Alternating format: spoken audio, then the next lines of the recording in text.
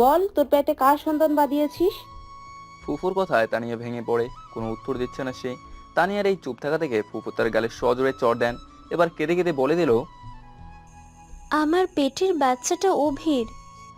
তানিয়ার কথা শুনে রীতিমতো টাস্কি খেয়ে গেলাম। বলছে কি সে? সবাই আমার দিকে ভয়ঙ্কর দৃষ্টিতে তাকিয়ে আছে। আমি গিয়ে তানিয়াকে বললাম, তুই কি পাগল হয়ে গেছিস? কি বলছিস তুই? অভি, তুই কেন অস্বীকার করছিস? আর তুই তো বলেছিলি তুই আমাকে বিয়ে করবি, তাহলে এখন কেন এমন কথা বলছিস? আমি তানিয়ার কথা আরো বেশি অবাক হয়ে গেলাম। না, এবার কিন্তু বেশি বেশি হয়ে যাচ্ছে। দেখ তানিয়া, একদম মিথ্যা বলবি না। তোকে আমি কবে বলেছি যে তোকে আমি বিয়ে করব? তোকে তো সবসময় বোনের নজরে দেখেছি। তাহলে তুই কেন আমার নামে মিথ্যা অপবাদ দিচ্ছিস? এবার আব্বু আর কোনো কথা না শুনে আমার কাছে এসে আমার গালে সজোরে চড় দেয়, যার কারণে আমি তাল সামলাতে না পেরে ফ্লোরে পড়ে যাই। আমার ঠোঁটের কোনা ফেটে রক্ত ঝরঝরিয়ে পড়তে শুরু করলো। কারোর কোনো ভ্রুক্ষেপ নেই এতে। সবাই আমার দিকে ঘৃণার দৃষ্টিতে তাকিয়ে আছে। এদিকে আব্বু আমাকে লাঠি দিয়ে মারতে লাগলো। কেউ এগিয়ে আসলো না আটকানোর জন্য। আজ আমি নিজের মায়ের চোখেও আমার প্রতি ঘৃণা দেখেছি। আমি কোনো রকম উঠে দাঁড়িয়ে ভাইয়া ও ভাবির কাছে গেলাম আর বললাম, ভাইয়া বিশ্বাস কর, আমি এই কাজ করিনি। তোদের বুঝতে ভুল হচ্ছে। ভাইয়া আমাকে ধাক্কা দিয়ে সরিয়ে দিল। ভাবিও মুখ ঘুরিয়ে নিল। একে একে সবার কাছে গেলাম, কেউ আমার কথা বিশ্বাস করছে না। সবশেষে মায়ের কাছে গেলাম, এই আশায় যে উনি আমার জন্মদাত্রী মা, উনি হয়তো আমার কথা বিশ্বাস করবে। মায়ের কাছে গিয়ে বললাম, আম্মু বিশ্বাস করো, তানিয়া যা বলছে সবই মিথ্যা। আমি তার সাথে কিছুই করিনি। তানিয়া যা বলছে সবই ফাঁসানোর জন্য বলছে। তানিয়া কেন মিথ্যা বলবে? আর কেনই বা ত্বক অকারণে ফাঁসাতে যাবে? আর কোনো মেয়েই চায় না তার ইজ্জতের মিথ্যা অপপ্রচার করতে। আর ডাক্তারের রিপোর্ট কি ভুল? কি বলছো কি তুমি এগুলো মা? তুমি আমার কথা বিশ্বাস করছো না? না, আমি তোর কথা বিশ্বাস করছি না। কোনো মেয়েই চায় না তার মান সম্মান নিয়ে মিথ্যা বলতে। অবশেষে আমার শেষ আশাটাও নেবে গেল। কাকে বিশ্বাস করাবো আমি সেখানে? নিজের মা আমাকে বিশ্বাস করছে না। কাকে বোঝাবো আমি? ঠিক তখনই বাবা বলে উঠলো, ছি, ঘৃণা হচ্ছে। তোর মতো কুলাঙ্গার ছেলেকে খাইয়ে পরিয়ে মানুষ করেছি।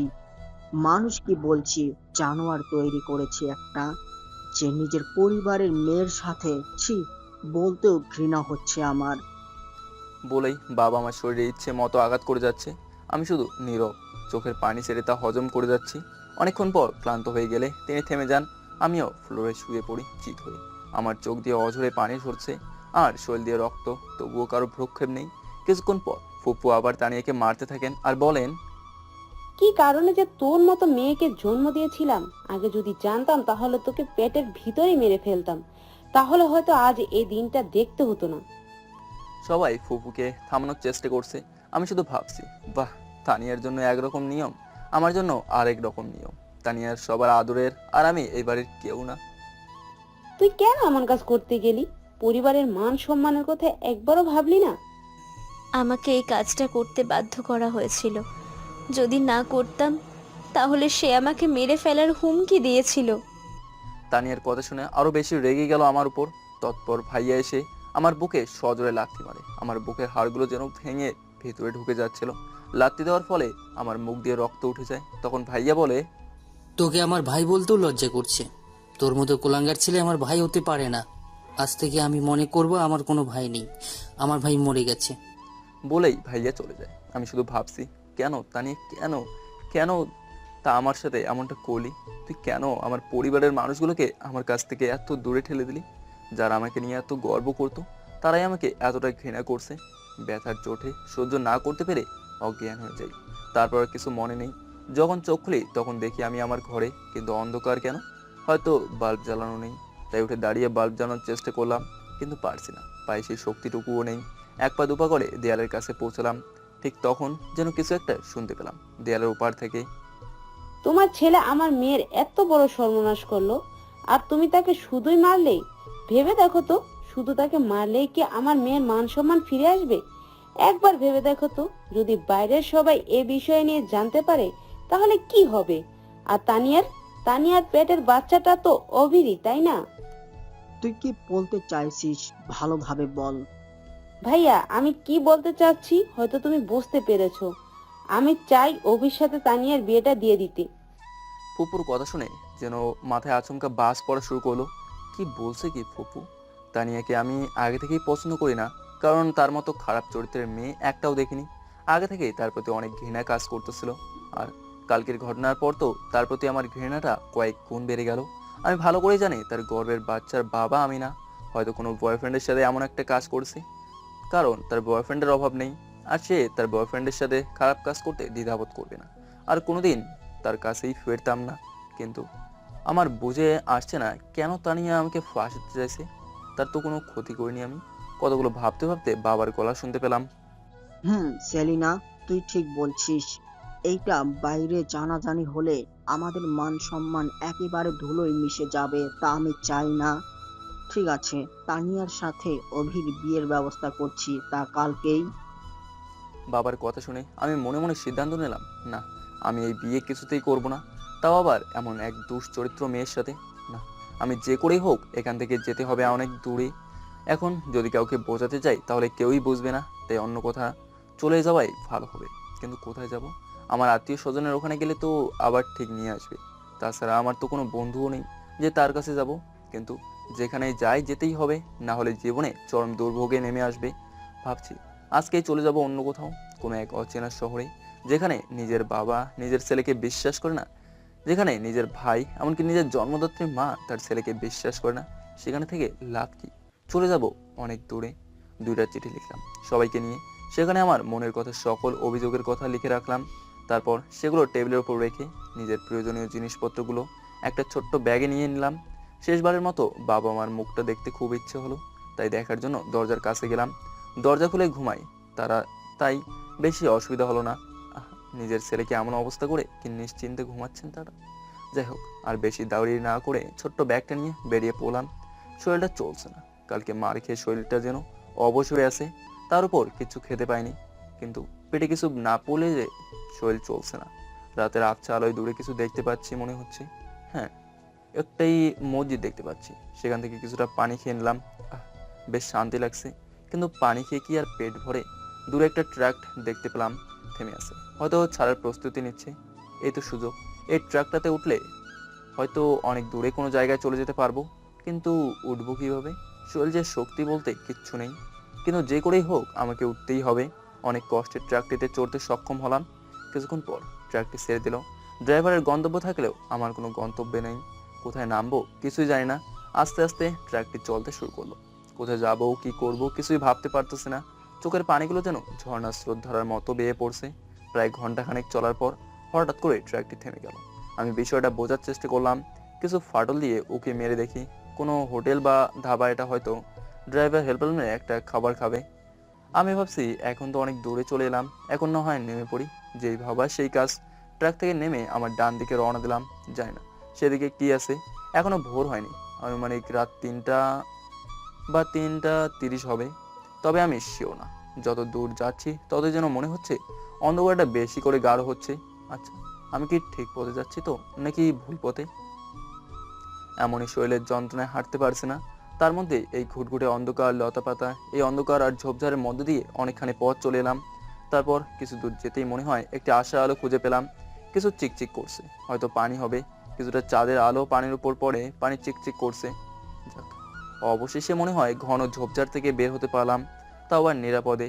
নদীর কিনারা ধরে হাঁটতে লাগলাম। কিন্তু হঠাৎ করে কি একটার সাথে আমার মাথায় প্রচন্ড জোরে আঘাত লাগে। আমি হাত দিয়ে বুঝতে পারি আমার মাথা দিয়ে অনেক রক্ত বের হচ্ছে। তার উপর এমনিতেই আমার মাথায় মারা হয়েছিল, আর সেই জায়গাতেই লেগেছে, যার জন্য প্রচন্ড কষ্ট হচ্ছে, ব্যথা হচ্ছে। কিছুক্ষণ পর ব্যথা এত তীব্র হয় যে জ্ঞান হারিয়ে ফেলেছি। তারপর আমার আর কিচ্ছু মনে নেই। যখন চোখ খুলি তখন দেখি আমাকে একটা ছোট্ট কুটে ঘরে ভেতর থেকে আশ্রয় দেওয়া হয়েছে। কিন্তু আমি ভাবছি কালকে রাতে ঘটনাটি ঘটে যাওয়ার পর আমাকে এখানে কে নিয়ে এসেছে। মাথার ব্যথা কিছুটা কমেছে। মাথায় হাত দিয়ে দেখছি কিছু একটা বেটে আমার মাথায় লাগিয়ে দেওয়া হয়েছে। তার উপরে কাপড় দিয়ে সুন্দর করে বেঁধে দিয়েছে। কিন্তু এই কাজটা করলো কে? আমার চোখ গেল দরজার দিকে। দরজাটা বেশ ছোট। দরজার বাইরে থেকে মনে হলো কোনো এক মেয়ে যেন বারবার আমার দিকে উঁকি মারছে। আমি ঠিকভাবে খেয়াল করলাম না। আমি এভাবেই শুয়ে থাকলাম কিছুক্ষণ। কিছুক্ষণ পর একটা বৃদ্ধ লোক এলো দেখতে। স্বাস্থ্যবান, মুখভর্তি দাড়ি, চুল, আর দাড়িগুলো কেমন যেন সাদা হয়ে গেছে। তবে পুরোপুরি তাকে বৃদ্ধ বলা চলে না। যাক, তাহলে তোমার ঘুম ভেঙেছে। এখন কি কোনো সমস্যা হচ্ছে তোমার? না, আমার কোনো সমস্যা হচ্ছে না। আপনি কে? আর আমি এখানে বা কি করে এলাম? সেসব না হয় পরে বলবো, তুমি আগে ঠিকমতো সুস্থ হয়ে নাও। তারপর তিনি বাইরে চলে গেলেন এবং কাকে যেন খাবার দিতে বললেন। তারপর কিছুক্ষণ পর একটা মেয়ে এলো।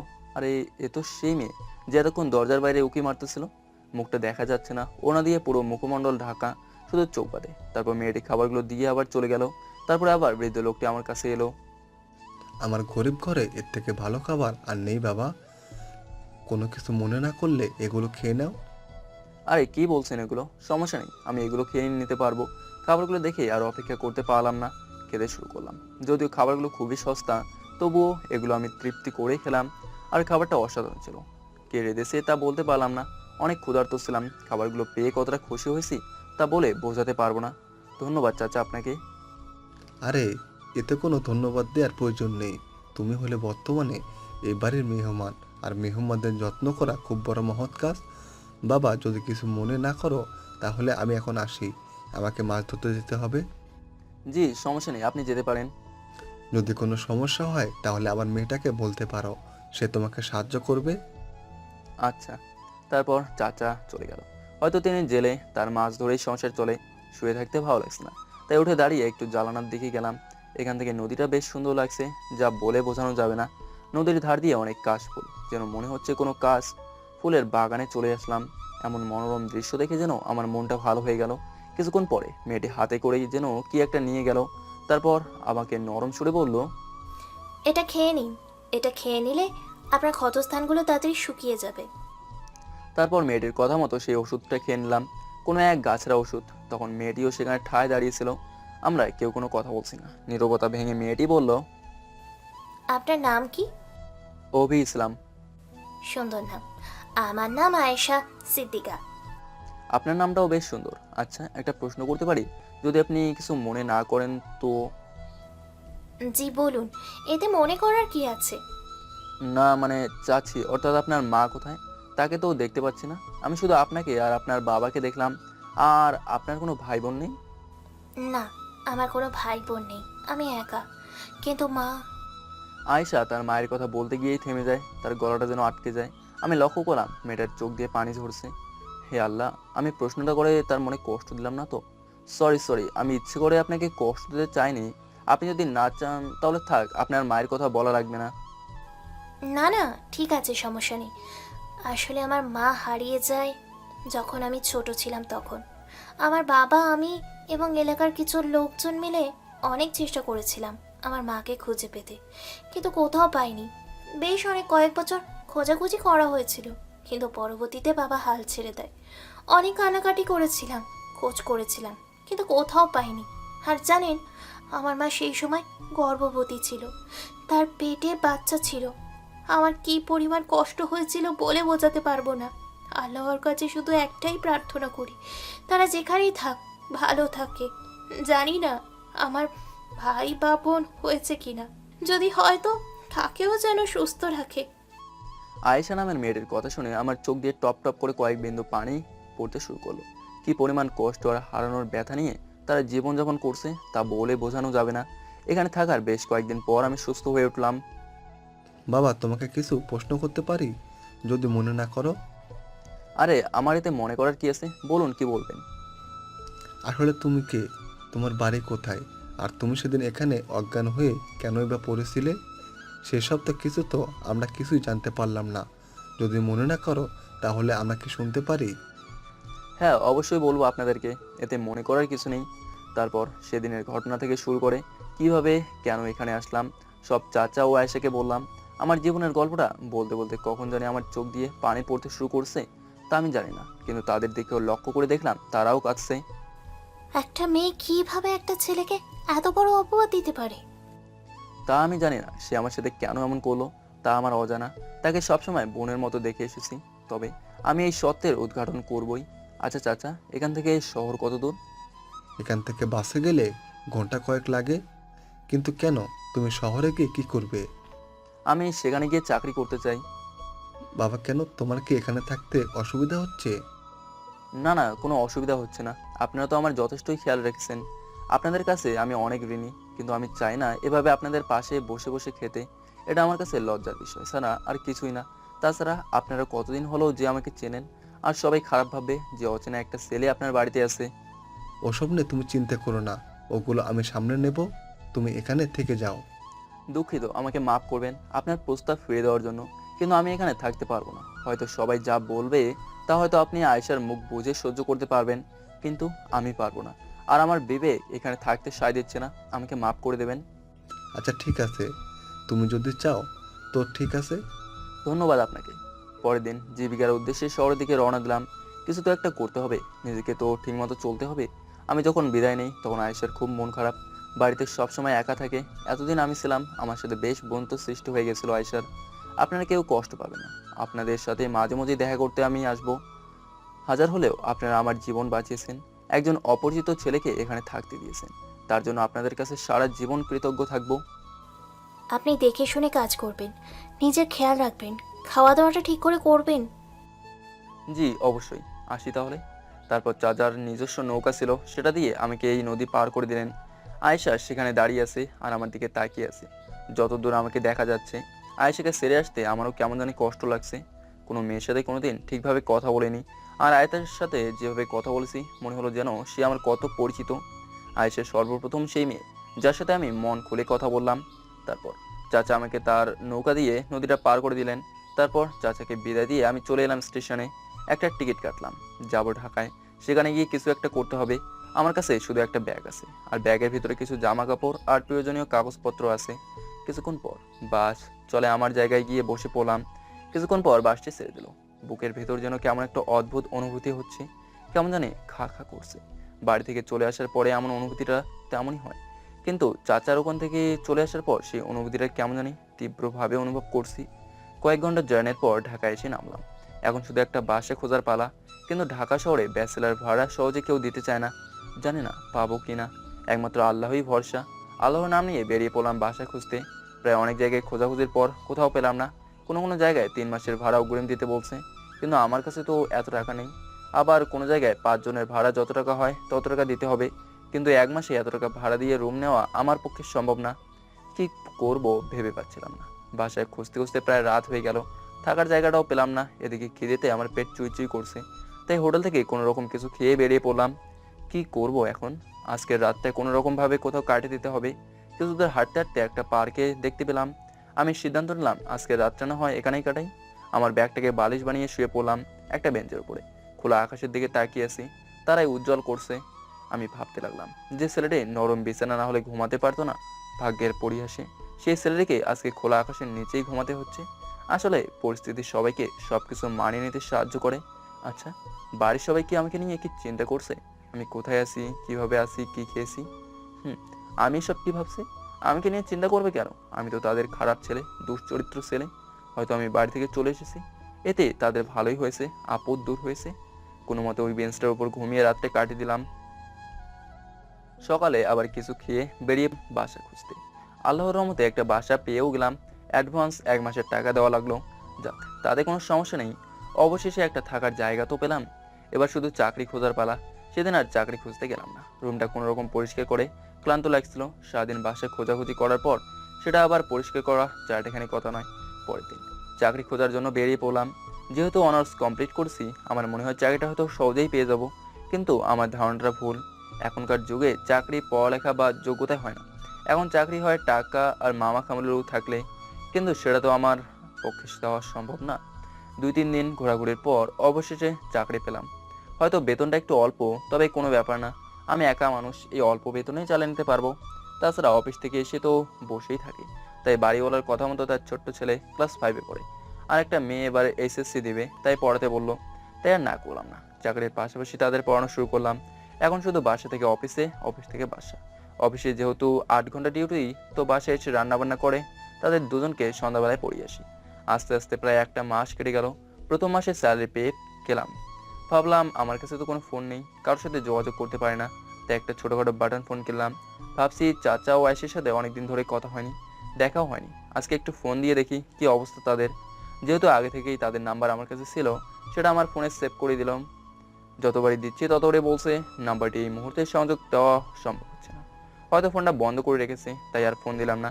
বেশ কয়েকদিন ট্রাই করলাম, তবুও বন্ধ পাচ্ছি। কিন্তু এমন হওয়ার তো কোনো কথা না। এতদিন ফোন বন্ধ কেন? আয়েশা বলেছিল তার ফোন বন্ধ থাকে না, কিন্তু এতদিন ফোন বন্ধ। তবুও দেখছি ফোন বন্ধ। ভাবছি তাদের কিছু হলো না তো? না না, এসব কি ভাবছি, তাদের কি হবে? তবু যেন মনটা কিছুতেই সায় দিচ্ছে না। ভাবছি শুক্রবারে ছুটি আছে, সেদিনেই তাদের সাথে দেখা করে আসবো। শুক্রবারে ছুটির দিন ছিল, তাই চলে গেলাম তাদের সাথে দেখা করতে। অনেকদিন পর তাদের সাথে দেখা হবে ভেবেই মনটার ভিতরে যেন কেমন প্রশান্তির হাওয়া দিচ্ছে। বেশ কয়েক ঘন্টা পর চলে এলাম চাচার এখানে। দরজায় বাড়ি দেওয়ার পর আমার সমবয়সী একটা ছেলে ঘর থেকে বের হয়ে এলো। কাকে চাই? হান্নান চাচা বাড়িতে নেই? হান্নান কে? হান্নান বলে কাউকে চিনি না। কি বলছেন কি এগুলো? এটা তো তারই বাড়ি। আপনার কথা ভুল হচ্ছে। এই বাড়িতে হান্নান নামে কোনো ভদ্রলোক থাকে না। আপনার হয়তো কোথাও ভুল হচ্ছে, কারণ এটা হান্নান চাচারই বাড়ি। আমি প্রায় 1 মাস আগে এখানে বেশ কয়েকদিন থেকে গিয়েছিলাম। ও আপনাকে তাহলে খোঁজ দিছে? পারলাম না, কারণ আমরা এখানে নতুন এসেছি। কিছুদিন হলো এই বাড়িটা নিয়েছি একজনের থেকে। কার থেকে নিয়েছেন সেটা আমাকে বলতে পারবেন? জি অবশ্যই, আসুন আমার সাথে। তারপর ছেলেটি আমাকে একজনের কাছে নিয়ে গেল। হান্নান চাচা কেন এমন কাজ করবে? এই জমি জায়গা বিক্রি করে কোথায় যাবে? যে ভদ্রলোক থেকে দেখতে পাচ্ছেন না, আমরা তার কাছ থেকেই ওই জমিটা কিনেছি। একজন বয়স্ক লোককে দেখিয়ে বলল, আচ্ছা ধন্যবাদ আপনাকে কষ্ট করার জন্য। না না ঠিক আছে। তখন ছেলেটি চলে গেল। আমি সেই লোকটির দিকে এগিয়ে গেলাম তার সাথে কথা বলতে। হান্নান চাচাই বা কোথায়, আর তার জমি কেন এই লোকটি বিক্রি করলো? আসসালামু আলাইকুম। ওয়ালাইকুম আসসালাম। তুমি কে? আর এখানেই বা কি করে? তোমাকে তো এই গ্রামে কোনোদিন দেখি নাই। আমাকে আপনারা দেখেননি। আমি আপনাকে কিছু প্রশ্ন করব, তার সঠিক উত্তর দেবেন। কি এমন প্রশ্ন? আচ্ছা বলো তো দেখি। হান্নান চাচা আর তার মেয়ে কোথায়? কোন হান্নান? যার জমি কিছুদিন আগে আপনি কারো কাছে বিক্রি করছেন। ও হান্নান, আমি তার কাছ থেকে অনেক অনেক টাকা পেতাম। সে তার জমিটা বন্ধক রেখে আমার কাছে টাকা ধার নিয়েছিল, কিন্তু নির্দিষ্ট সময় তা পরিশোধ করতে না পারায় জমিটা বিক্রি করে দিয়েছি। এমন একজন ভালো মানুষের সাথে আপনি এমন কাজ করতে পারলেন? আর কিছুদিন তো অপেক্ষা করতে পারতেন, তাই না? সে আমার ব্যক্তিগত ইচ্ছা। আচ্ছা তুমি কে বলো তো? তাদের হয়ে এত সাফাই গাইছো কেন? লোকটির সাথে আর একটা লোক ছিল, যে তার মাথায় ছাতা ধরেছিল, হয়তো চামচা হবে। সে বলে উঠল, হুজুর, এই ছেলেটাকে কেমন চেনা চেনা লাগছে। আমার মনে হচ্ছে এই আহান্নানের বাড়িতে আমি একে দেখেছি। কি বলিস এইসব, তাই নাকি? তাহলে তুমি সেই ছেলে যার সঙ্গে হান্নানের মেয়ে ফষ্টি নষ্টি করেছিল?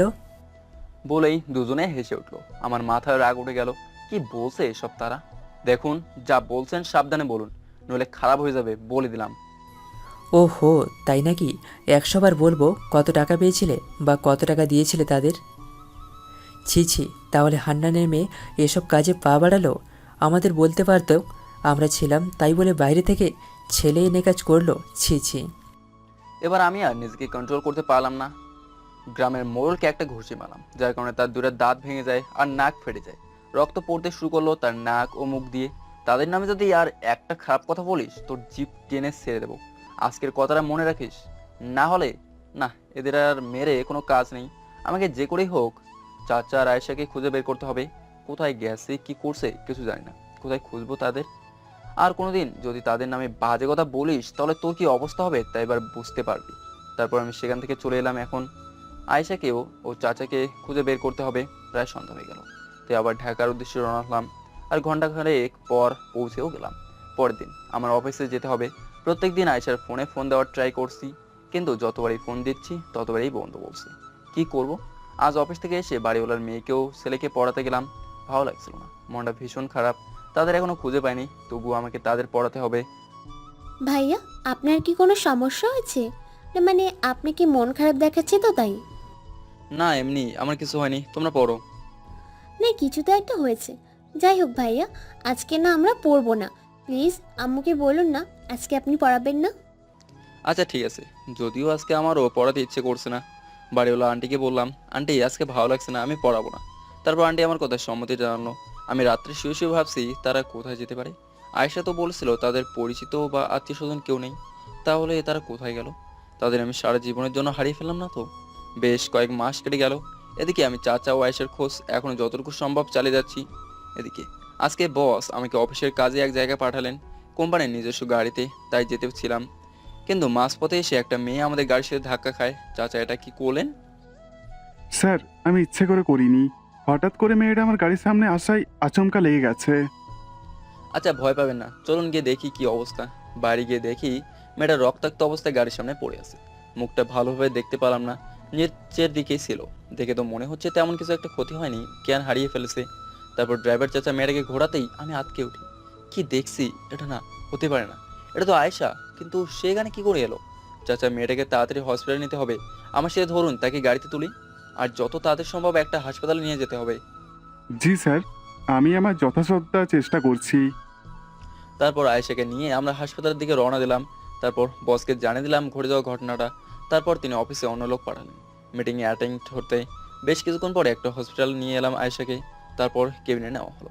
কিছুক্ষণ পরে ডক্টর বের হয়ে বললেন, চিন্তার কোনো কারণ নেই, ওনার বড় কোনো ক্ষতি হয়নি, শুধু মাথাটা একটু ফেটে গেছে আর পায়ের হাড়টা একটু নড়ে গেছে। তবে আল্লাহর রহমতে আস্তে আস্তে সব কিছু ঠিক হয়ে যাবে। আপনাকে অসংখ্য ধন্যবাদ ডক্টর। যাক, অবশেষে নিশ্চিন্ত হলাম। আয়েশার বড় কিছু ক্ষতি হয়নি, আল্লাহর কাছে অসংখ্য শুকরিয়া। অবশেষে আয়েশার দেখা পেলাম, কিন্তু চাচা কোথায়? তাকে তো দেখতে পেলাম না। আর সেইভাবে ছুটে কোথায় যাচ্ছিল? কিছুক্ষণ পরে আয়েশার কেবিন থেকে কিসের জন্য চিৎকার চেঁচামেচির শব্দ আসছিল। গিয়ে দেখি আয়েশা কাঁদছে আর নার্সগুলোকে বলছে, প্লিজ আপনারা আমাকে যেতে দিন, আমার বাবা ভীষণ অসুস্থ, তাকে সুস্থ করতে হবে। আমি ছাড়া আমার বাবার কেউ নেই, আমাকে যেতেই হবে। প্লিজ আপনারা আমাকে আটকাবেন না, আমাকে যেতে দিন। কিন্তু আপনাকে ডক্টর এই অবস্থায় কোথাও যেতে নিষেধ করেছে। আপনি এই অবস্থায় চলাচল করতে পারবেন না, এতে আপনার বিপদ আরও বাড়বে। আমার যা কিছু হয়ে যায় যাক, আমার সমস্যা নেই, কিন্তু আমার বাবাকে সুস্থ করতে হবে, যার জন্য তার পাশে আমাকে থাকতে হবে, নাইলে আমার বাবার কোনো বিপদ হয়ে যাবে। কি হয়েছে আয়েশা? কি অসুস্থ আর কারি বা বিপদ? আমাকে দেখো। আয়েশা ভীষণ অবাক হয়ে যায় আমাকে দেখে। তার মুখে যেন কিছু একটা পাওয়ার হাসি ফুটে ওঠে। সে ভরসা করার মতো একজন মানুষকে পেয়ে গেছে। সে নিশ্চয়ই এই হসপিটাল থেকে তাকে বের করবে। আপনি এখানে? হ্যাঁ আমি। কার বিপদ আমাকে খুলে বলুন। এবার আয়েশা আমাকে জোরে ধরে কেঁদে কেঁদে বলে, আমার বাবা ভীষণ অসুস্থ, তার জন্য কিছু খাবার ও ঔষধ জোগাড় করার জন্য এখান থেকে ওখানে দৌড়াদৌড়ি করছিলাম, কোথাও পাচ্ছিলাম না, আর কি করব ভেবে পাচ্ছিলাম না। কিন্তু হঠাৎ করে আমার একটা গাড়ির সাথে ধাক্কা লাগে, তারপরে আর কিছু মনে নেই। প্লিজ আপনি আমাকে এখান থেকে নিয়ে যান, আমি আমার বাবার কাছে যাব, তার আমাকে খুব প্রয়োজন। দেখুন আপনি এই অবস্থায় কিছুতেই বাইরে যেতে পারবেন না। আপনার শরীরের অবস্থা খুব খারাপ। আপনি ঠিকানাটা বলে দিন, আমি গিয়ে চাচাকে নিয়ে আসবো আর সুস্থও করে তুলবো। সত্যি বলছেন আপনি যাবেন? হ্যাঁ আমি যাব। তারপর আয়েশা তার বাবাকে নিয়ে কোথায় আছে তার ঠিকানাটা দিয়ে দিল। আমি আর ড্রাইভার চাচা চলে গেলাম সেই ঠিকানায়। সেখানে একটা তাঁবু টানানো আছে আর সেখানে থেকে যেন কিছু একটা শব্দ আসছে। বোঝার জন্য আরও কাছে গেলাম, গিয়ে দেখি একটা শব্দ আসছে। আয়েশা মা, তাহলে এটা নিশ্চয়ই চাচা। তাই দেরি না করে চাচার কাছে গেলাম। তিনি আমাকে দেখে অবাক হয়ে গেলেন। অভি তুমি এখানে? হ্যাঁ চাচা আমি। দেখো না, আমার মেয়েটা আমার জন্য ওষুধ আর খাবার আনতে গিয়েছে। সে কখন হলো, কিন্তু এখনো বাড়ি ফিরে এলো না। তুমি একটা কিছু করো বাবা, তাকে যে করে হোক খুঁজে নিয়ে আসো।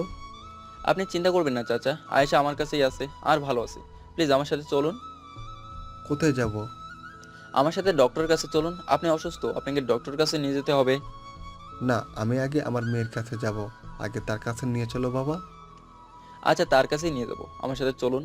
তারপর চাচাকে গাড়িতে তুলে হসপিটালে গেলাম। সেখানেই তার চিকিৎসা করলাম। তাদের দুজনকে কিছুদিন হসপিটালে রাখার পর আমার বাসায় নিয়ে আসলাম। চাচা এখন পুরোপুরি সুস্থ, কিন্তু আয়েশা এখনো সুস্থ হয়ে ওঠেনি। তাকে সুস্থ হতে সময় লাগবে কিছুদিন। এরা কারা? আন্টি আপনাদের বলেছিলাম না যে আমার পরিচিত দুজন আসবে, তাদের জন্য একটা রুম রাখতে, আর এরাই হলো তারা। ও আচ্ছা, আসুন আসুন, আপনারা ভিতরে আসুন। তারপর তাদেরকে রেখে বাজারে গেলাম। কিছু বাজার করতে হবে আর কিছু কাপড় কিনতে হবে আয়েশা আর চাচার জন্য। তারা এক কাপড়ে দিন কাটাচ্ছে। চাচা এই নিন, এগুলো আপনার জন্য, আর আয়েশা এগুলো আপনার জন্য। আয়েশা কিছুটা রাগ দেখিয়ে বলল, আপনি আবার এগুলো আনতে গেলেন কেন? আপনাদের দেখছি এক কাপড়ই কদিন ধরে পরে আছেন, তাই ভাবলাম আপনাদের জন্য কিছু নিয়ে যাই। আমাদের এগুলো কিছুই লাগবে না, আপনি আমাদের জীবন বাঁচিয়েছেন, থাকতে দিয়েছেন, এটাই অনেক। কেন, আপনারা বুঝি দেননি? সেটা তো অন্য বিষয়। কোনো অন্য বিষয় নয় চাচা, আপনি আপনার মেয়েকে বোঝান। আপনি তো আমাকে ছেলের মতো দেখেন, তাই তো? তাহলে ছেলে যদি কিছু দেয় তাহলে কি আপনি সেটা না করবেন? কিন্তু সেটা তো। চাচাকে থামিয়ে আমি বললাম, প্লিজ চাচা, এগুলো নিতেই হবে।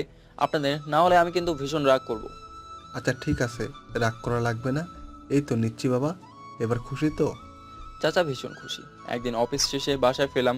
বাসায় এসে দেখি আয়েশা রান্না করার জন্য ভাতের চাল নিয়ে রান্নাঘরের দিকে যাচ্ছে। যদিও সে ঠিকমতো হাঁটতে পারছে না, তবুও সে চেষ্টা করছে যাওয়ার জন্য, কিন্তু সে হঠাৎ করে পড়ে যেতে লাগলো। আমি গিয়ে ধরে ফেলি। আপনি কি পাগল হয়ে গেছেন? এই অবস্থায় আপনি রান্না করে যাচ্ছেন? আপনার শরীর তো এখনো ঠিক হয়নি। কি করব বলুন, ভালো লাগছিল না ঘরে বসে থাকতে। আর আমি সব সময় দেখি আপনি ছেলে হয়ে রান্না করছেন আমাদের জন্য, আমাদের ঠিক সময় যত্ন নিচ্ছেন। নিজের কাছে বড্ড লজ্জাবোধ করছি। আপনি আমাদের জন্য এত কিছু করছেন, আর আমি আপনার জন্য কিছুই করতে পারছি না। তাই চাচ্ছিলাম রাতের রান্নাটা না হয় আমিই করি। আপনাকে কিছু রান্না করতে হবে না, আপনাকে ঘরে রেখে আসছি, আপনি শুয়ে থাকুন। ভালো লাগছে না তো। ভালো না লাগলে টিভি ছেড়ে দিচ্ছি, বসে বসে টিভি দেখুন। তবু সুস্থ না হওয়া পর্যন্ত আপনি কোনো কাজ করবেন না। আমার কথাগুলো শুনে আয়েশা আমার দিকে এক দৃষ্টিতে তাকিয়ে রইল। আমিও বোঝার চেষ্টা করছি কি ভাবছি এমন করে আমার দিকে তাকিয়ে। আচ্ছা, আপনি একটা কথা বলুন, নিজের বউকেও কি এইভাবে যত্ন নিতেন? অবশ্যই নিতাম, যদি সে ভালো হতো, ঠিক আপনার মতো। আইছে, কে বলেছে আমি ভালো?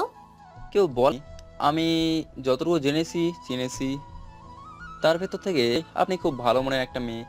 আমার কথা শুনে আয়েশার মুখের জন্য একটা প্রশান্তের হাসি ফুটে উঠলো। তারপর আয়েশাকে আমি রান্নাঘর থেকে নিয়ে আমার ঘরে রেখে আসলাম। সে বসে বসে টিভি দেখুক আর আমি রান্নাটা করে ফেলি। বেশ কয়েকদিনের মধ্যে আয়েশার সাথে আমাদের বাড়িওয়ালার মেয়ে রিমারও ভালো একটা বন্ধুত্ব সৃষ্টি হয়ে যায়। আয়েশার মনে আর এখন একাকিত্বের ভাবনাটা আর থাকে না। বাসায় থাকলে সারাদিন রিমির সাথেই আর বাড়িওয়ালা আন্টির সাথে সময় কাটায়।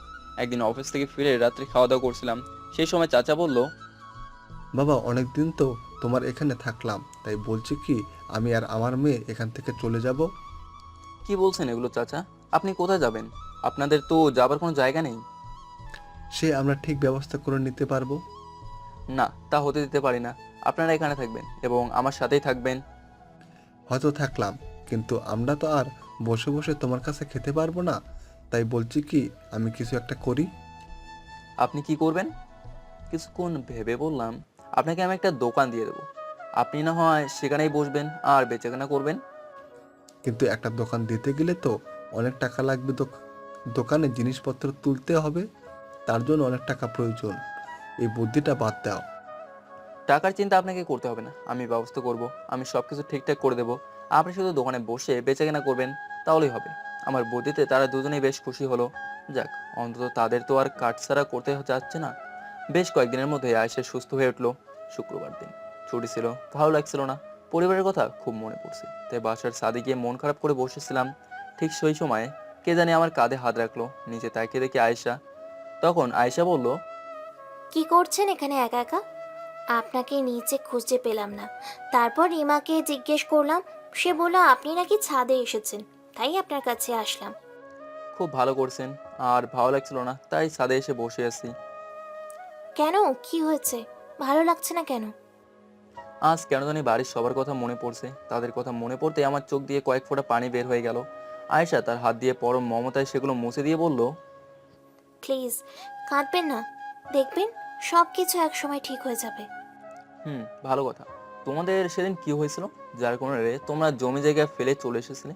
এই কথাটা বারবার তোমাদের জিজ্ঞেস করতে চাইছিলাম, কিন্তু মনে থাকেনি, তাই এখন মনে পড়লো। আচ্ছা বলো তো, সেদিন কি হয়েছিল? সেদিন কি হয়েছিল শুনতে চান? তাহলে শুনুন। আপনি চলে আসার কিছুদিন পর ফ্ল্যাশব্যাক। হান্নান, এই হান্নান, বাড়িতে আছিস? তাড়াতাড়ি দরজা খোল। জি জি বলেন হুজুর। আমার কাছে যে টাকাগুলো ধার নিয়েছিলি সেগুলো আজকে ফেরত দেওয়ার কথা, তাই না? তো কোথায় আমার সেই টাকাগুলো? দে, আমি নিতে এসেছি। তারপর আব্বু আমতা আমতা করে বললেন, হুজুর আমাকে মাফ করুন, আজকে আমি আপনাকে টাকা দিতে পারছি না। জানেনই তো এই বছর নদীতে ঠিকমতো মাছ ধরতে পারিনি, আর মাছ পাইওনি। বিশ্বাস করুন হুজুর, যদি মাছ ধরতে পারতাম তাহলে আপনার টাকা সবগুলো ফিরিয়ে দিতাম। আমি তখন দরজায় আড়ালে দাঁড়িয়ে সব কিছু শুনছিলাম। এ কথা আমাকে বলছিস? আজ আর আমি তোর কোনো কথা শুনবো না। হয় আজ আমার টাকা ফেরত দিবি, না হলে আজকে আমি রাতের জন্য তোর মেয়েকে নিয়ে যাব। এই কথাটা শোনার পর আবু রেগে গিয়ে মোড়লের গলা চেপে ধরে, আর সবাই আবুকে ছাড়ানোর চেষ্টা করছে আর তাকে আঘাত করছে। আমি দৌড়ে গিয়ে মোড়লের পায়ে পড়ে বলি, প্লিজ আমার আব্বুকে ছেড়ে দিন, তার কোনো ক্ষতি করবেন না, আপনি যা বলবেন আমি তাই করব। তখন আব্বু বলল, আয়েশা মা, তুই কথা বলিস না। দরকার হলে আমি মরে যাব, তবু এই বজ্জাত লোকটার কাছে কিছুতেই তোকে ভোগের পাত্রী হতে দিব না। তখন মোড়ল সাহেব বললেন, এই, তোরা সবাই হান্নানকে ছেড়ে দে। আর হান্নান, তোকে একটা কথা বলছি আর একটা সুযোগ দিচ্ছি। তোরা এখান থেকে আজকে রাতের মধ্যে বাড়ি খালি করে ঘরে চলে যাবি। কিন্তু আমরা কোথায় যাব? কোথায় যাবি সেসব কিছু আমি জানি না। হয় এখনই আমার টাকা ফেরত দিবি, না হলে এই জমি জায়গা ছেড়ে চলে যাবি। তখন আব্বু অনেক চিন্তা ভাবনা করলো, আর এলাকার সবাই মোড়লের কথা শুনে মোড়ল যা বলবে তাই করে। তারপর আর কোনো কিছু উপায় না পেয়ে আমি আর আব্বু চলে আসি শহরে। ওই বজ্জাত মোড়ল আমাদের কিছু নিতে দেয়নি, আমার ফোনটাও ভেঙে দিয়েছিল। আপনার সাথে যোগাযোগ করার সেই সম্বল ছিল ওই মোবাইল ফোনটা। ওই মোবাইলটা ভেঙে ফেলার কারণে আপনার সাথে আর যোগাযোগ করতে পারিনি। আর আপনি কোথায় থাকেন সেটাও আমরা জানি না, কোথায় খুঁজবো আপনাকে। আমি আর আব্বু যখন শহরে এলাম, সবাই আমাদের ভিখারির মতো আচরণ করত। খাবারের জন্য এখানে ওখানে ছুটে বেরিয়েছি, কিন্তু কোথাও এক মুঠো খাবার পাইনি। সেই দিন কোনো রকম পানি খেয়ে দিনটা কাটিয়ে দিয়েছিলাম, কিন্তু পানিতে কি আর পেট ভরে? আমরা আশ্রয়ের জন্য একটা তাঁবু গেঁথেছিলাম একটা খালের ধারে, সেটা তো আপনি দেখেছেন তাই না? আয়েশা মা, এভাবে তো আর চলছে না। ভাবছি কিছু একটা করব। আমি না হয় দেখছি কোথাও রিক্সা পাই কিনা, আমি না হয় রিক্সা চালাবো। আব্বু, তুমি এই শরীরে কিভাবে রিক্সা চালাবে? তোমার শরীরের অবস্থা ভালো না। তুমি বরং এখানে থাকো, আমি দেখি কারোর বাড়ি কাজ পায় কিনা। আব্বু আমার দিকে ছলো ছলো করে তাকিয়ে আছে। যে বাবা আমাকে বাড়িতে সহজে কোনো প্রকার কাজ করতে দিতেন না, সে আজকে কিভাবে আমাকে অন্যের বাড়িতে কাজ করতে দিবে? আব্বু, তুমি চিন্তা করো না, আল্লাহ তো আছে আমাদের সাথে, দেখবে একদিন সব কিছু ঠিক হয়ে যাবে। হ্যাঁ, তাই যেন হয় মা। আবু কোথা থেকে যেন রিক্সা ভাড়া করে আনলেন, তিনি রিক্সা চালাতে শুরু করলেন, আর আমি কাজের জন্য এই বাড়ি ওই বাড়ি ঘুরে বেড়ালাম। অবশেষে একটা কাজ পেয়েছিলাম, কিন্তু সেইটা বেশি দিন করতে পারিনি। ওই বাড়ির একটা ছেলে ছিল, সব সময় আমাকে বাজেভাবে দেখতো, আর বাড়িওয়ালা ম্যাডামও কিছু বলতেন না। সারাদিন আমাকে গাধার মতো খাটিয়ে কয়েক মুঠো ভাত দিয়ে বিদায় করে দিত। কিন্তু 2-3 দিন যাওয়ার পর ছেলেটা আমার সাথে খারাপ ব্যবহার করার চেষ্টা করে, তাই আমি নিজে থেকেই সেই বাড়িতে কাজ করা ছেড়ে দিয়েছিলাম। এইদিকে আব্বুর অবস্থা আস্তে আস্তে খারাপ হচ্ছিল। তিনি হঠাৎ করেই একদিন অসুস্থ হয়ে পড়ল।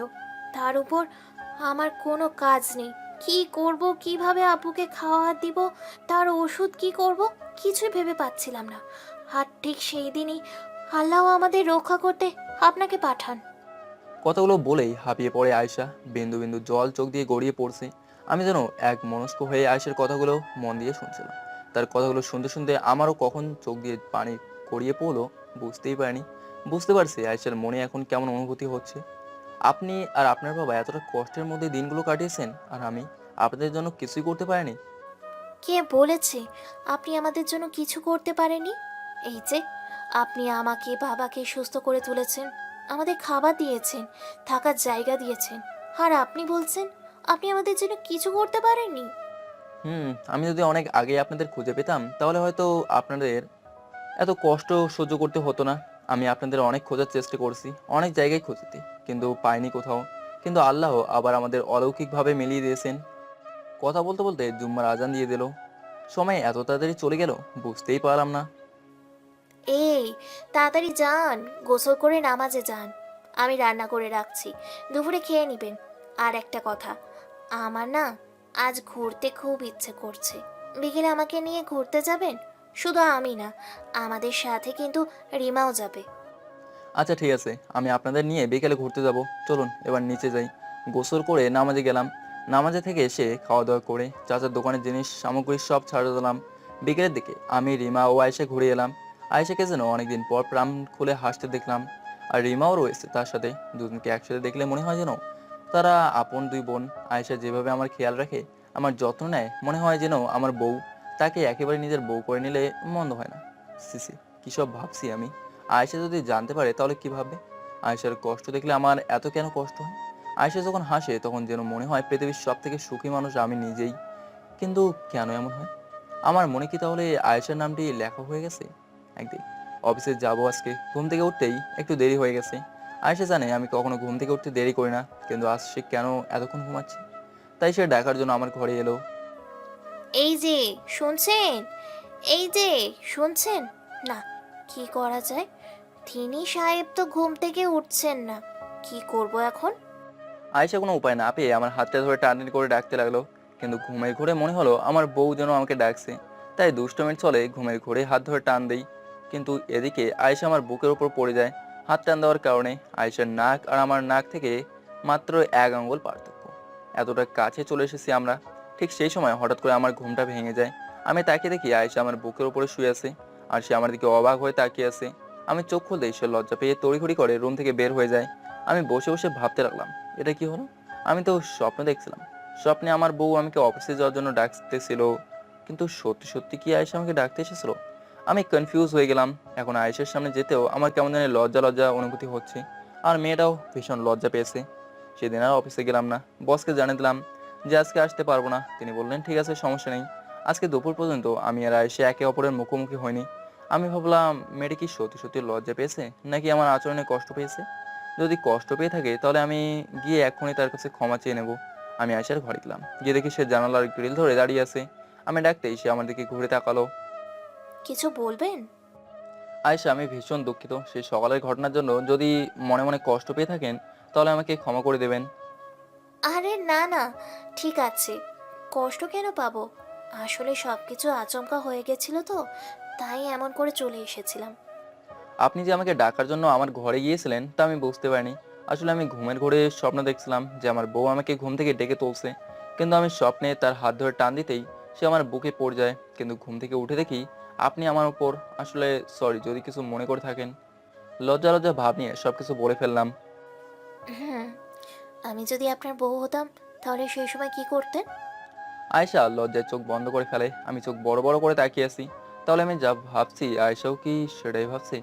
আয়েশার কথা শুনে আমিও বেশ খানিকটা লজ্জা পেয়ে গেলাম। আয়েশা আবার ঘুরে গিয়ে জানালার কাছে গিয়ে দাঁড়ালো। না থাক, আজকে হয়তো আমরা একে অপরের সাথে ঠিকমতো কথা বলতে পারবো না। লজ্জাবোধ কাটলেই আবার সব ঠিক হয়ে যাবে। আমি আর কথা বললাম না। পরের দিন অফিসে চলে গেলাম। এদিকে রিমা ও আয়েশার সাথে বসে গল্প করছে। আচ্ছা আয়েশা আপু, তোমাকে একটা কথা জিজ্ঞেস করি। হ্যাঁ বলো, কি বলবে? আচ্ছা, অভি ভাইয়াকে তোমার কেমন লাগে? হ্যাঁ, ভালোই লাগে। সে সত্যি একটা ভালো মনের মানুষ, তার সাথে সবার তুলনা করা যায় না। কিন্তু কেন, কি হয়েছে বলো তো? না মানে আমি না অভি ভাইয়াকে ভালোবেসে ফেলেছি। রিমার কথা শুনে আয়েশার মুখের হাসিটা যেন মলিন হয়ে যায়। সে যেন কিছু একটা হারিয়ে ফেলার ভয় পাচ্ছে। তবুও নিজেকে স্বাভাবিক করে রিমিকে বলল, তাই নাকি? কবে হলো এসব? না মানে অনেকদিন আগে থেকেই, যখন অভি ভাইয়া আমাদের বাসায় আসে আর যখন আমাকে প্রাইভেট পড়ানো শুরু করে তখন থেকে তাকে আমার মনে ধরে যায়। সত্যিই যে অসাধারণ একজন মানুষ। হুম, সত্যি সে অসাধারণ। রিমি, থাকো, আমি গেলাম, ভালো লাগছে না। কেন? এই তো একটু আগে বললে তোমার ভালো লাগছে না, তাই চলো ছাদে গিয়ে গল্প করি। এখন আবার গল্প করতেও ভালো লাগছে না?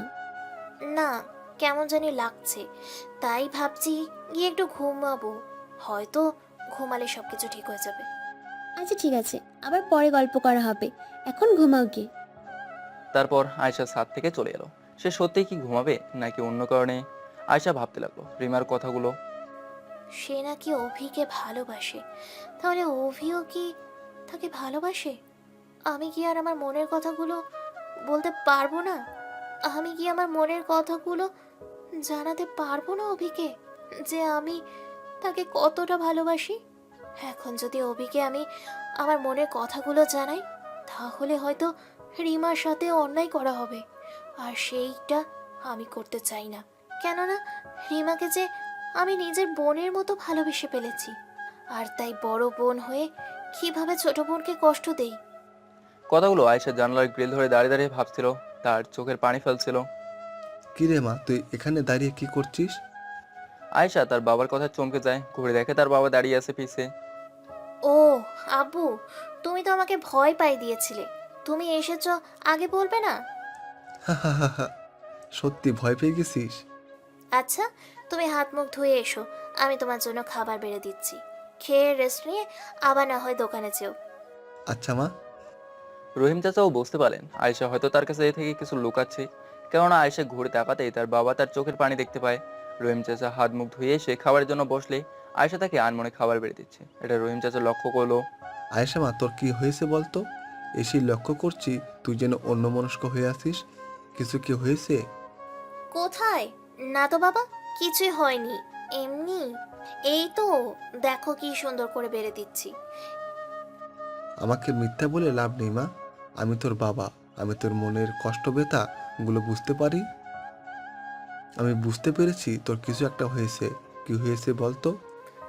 বলছি কি আব্বু, চলো না আমরা অন্য কোথাও বাসায় নেই। আয়েশার বাবা আয়েশার কথা শুনে কিছুটা অবাক হয়ে গেলেন আর ভাবলেন তাহলে কি অভির সাথে কিছু হয়েছে। মা কেন, ওবে কি কিছু তোকে বলেছে? না না বাবা, উনি তো আমাকে কিছুই বলেননি। আসলে আমার মনে হচ্ছিল কি এখানে থাকাটা হয়তো আমাদের ভুল হয়েছে। তিনি আমাদের জন্য এত কিছু করলেন, আমরা এখানে থাকছি খাচ্ছি, আমার কেমন জানি লাগছে, তাই বলছিলাম চলো না অন্য কোথাও চলে যাই। আচ্ছা মা, ঠিক আছে, তুই যখন বলছিস তাহলে অবশ্যই যাবে, কিন্তু কয়েকদিন সময় দে। আচ্ছা বাবা।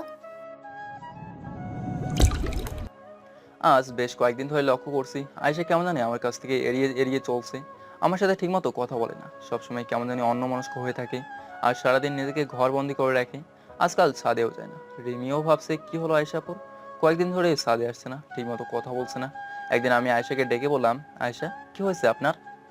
কই, কোথায়? কিছু হয়নি তো। না, কিছু একটা হয়েছে যার জন্য আপনি আমাকে এড়ে চলছেন, ঠিকমতো কথা বলেন না। আর আমার সাথে কি হয়েছে বলবেন কি? এটা আমার ব্যক্তিগত ব্যাপার, আর আপনি কে যে আমি আপনাকে সব কথা বলবো? আয়েশার কথা শুনে আমি কিছুটা অবাক হয়ে গেলাম। মেয়েটা এমন হলো কিভাবে? আমার সাথে তো সবকিছু শেয়ার করতো, কিন্তু কেন এখন এমন কথা বলছে?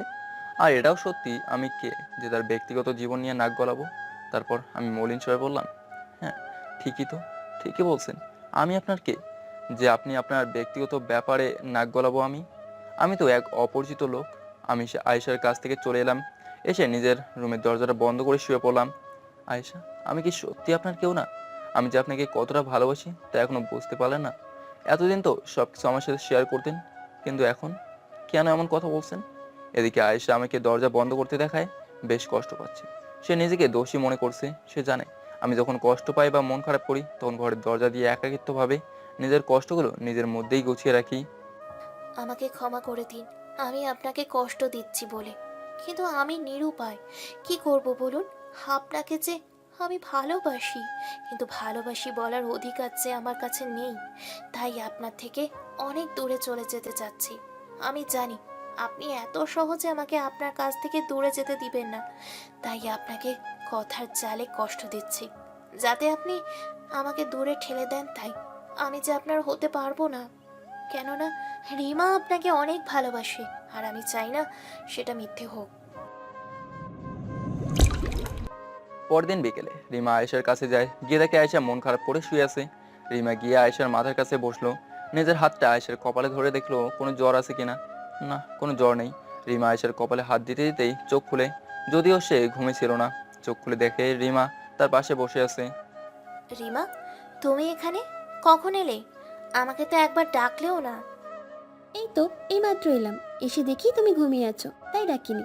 আচ্ছা, তোমার কি হয়েছে বলো তো? কদিন ধরে লক্ষ্য করছি তুমি আর আমার সাথে ঠিক মতো কথা বলো না, ছাদে যাও না, সবসময় তুমি নাকি ঘরের ভিতর বন্দি হয়ে থাকো। কিছু কি হয়েছে?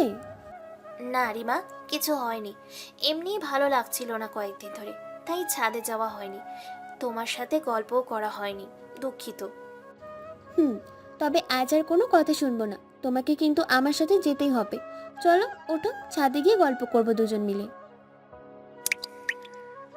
এদিকে আমি আজকে বিকেলের দিকে অফিস থেকে চলে এলাম বসের কাছ থেকে ছুটি নিয়ে, কিন্তু হঠাৎ করে একটা বৃদ্ধ মহিলা আমার সামনে এসে বলল, বাবা, আমার একটু সাহায্য করো না, আমি আর আমার মাইয়া দুদিন ধইরা কিছু খাই নাই।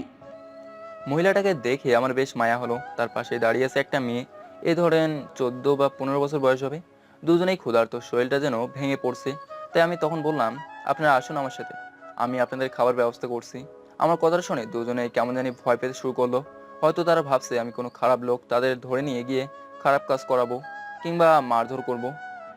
না, আমি তোমার সাথে যাবো না। তুমি আমাগো নিয়ে গিয়া মারবা। না, বিশ্বাস করুন, আমি আপনাদের কোনো ক্ষতি করব না। আমাকে নিজের ছেলে হিসেবে বিচার করুন। কোনো ছেলে কি চায় তার মাকে মারধর করতে? তারপর কিভাবে জানি তারা আমাকে বিশ্বাস করতে শুরু করলো।